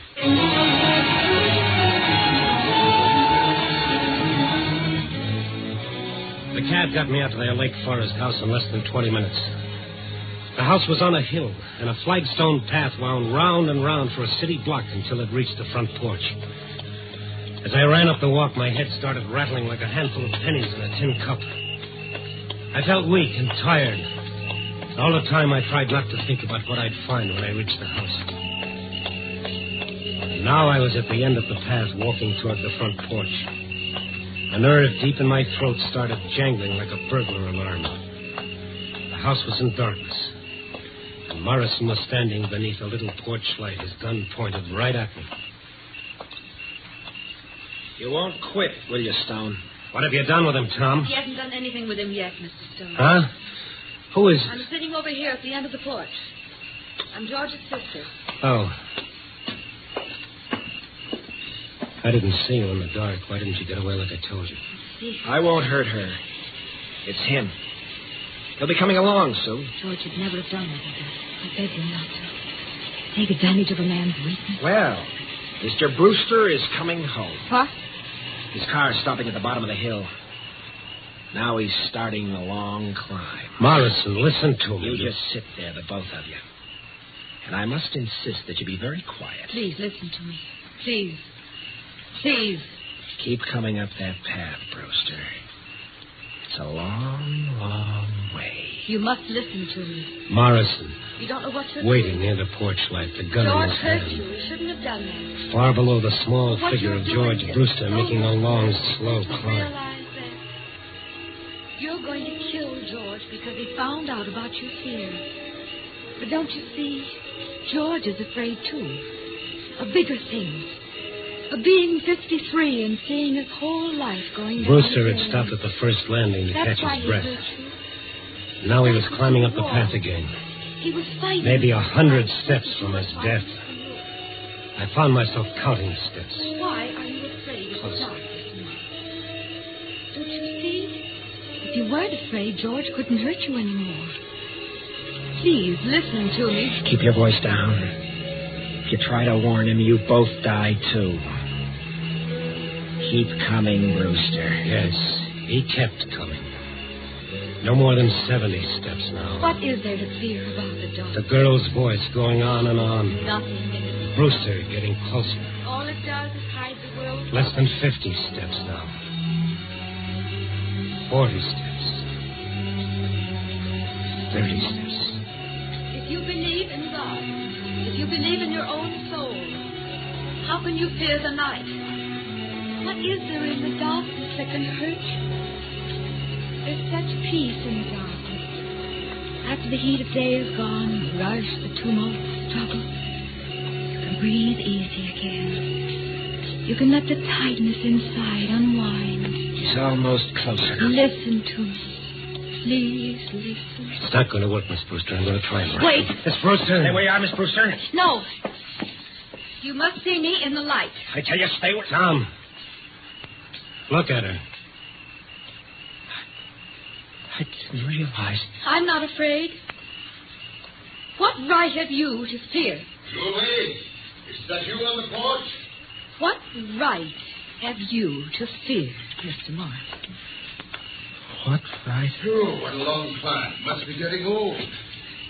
Well, what are you doing here, Morrison? And who's this? Oh, don't mind me. I just came along for the ride. What's this all about? I just came to say goodbye, Brewster. You're leaving? Yes. I'm going back and tell them you've done a good job here. It's not fair to replace you after so many years. You're sure nobody scared you away, Morrison? Look at him, Brewster. Does he look like he's afraid?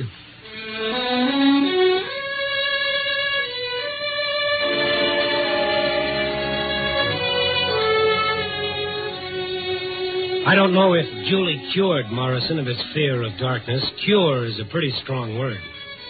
But maybe she helped. I kind of think so. I do know this. It's going to be mighty hard for Tom to fear the darkness, knowing Julie is not afraid. But neither Tom nor I will ever forget what we saw as the porch light lit up her face. Julie Brewster, who did not fear the darkness, was blind.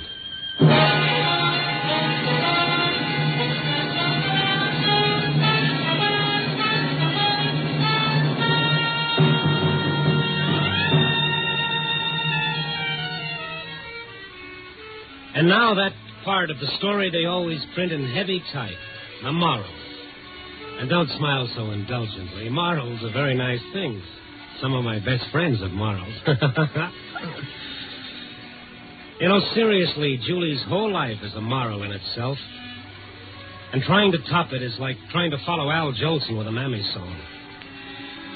The best you can do is tip your hat to the fellow who wrote, "Out of the night that covers me, I thank whatever gods may be for my unconquerable soul." He must have had someone like Julie in mind. Well, 4 o'clock in the morning, stale cup of coffee, a tired sandwich, and a story to dictate, and I worry about my unconquerable soul. Ah, me. Give me a rewrite.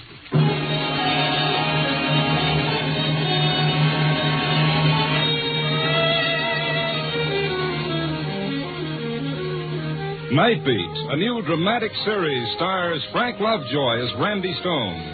Nightbeat is written by Larry Marcus and directed by Warren Lewis. Music by Frank Worth. Listen next week at this same time and every week as Randy Stone searches through the city for the strange stories waiting for him in the darkness. The stories that come out of the shadows to find their way into Nightbeat.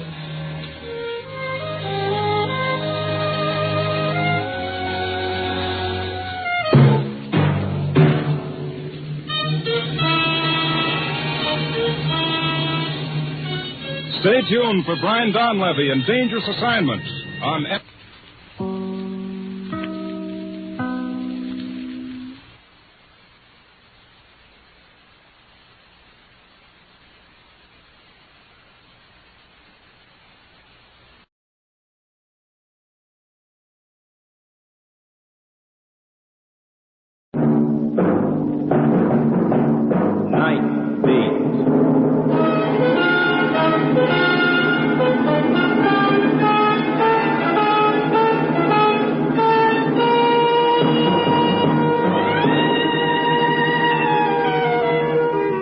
Hi, this is Randy Stone. I cover the Nightbeat for the Chicago Star. Stories start in many different ways.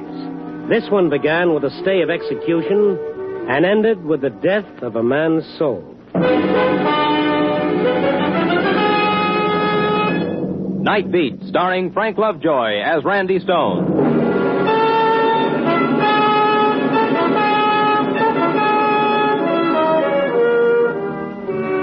I didn't like it. I didn't like any part of it. It's bad enough for the guy's got to die without being constantly reminded of it. Okay, so you can't live forever. I know that, but when the time comes, it should just end quick, with no warning, no anticipation, no nothing. Just like that.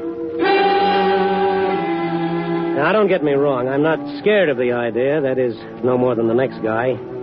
I just don't like it constantly tossed up in my face.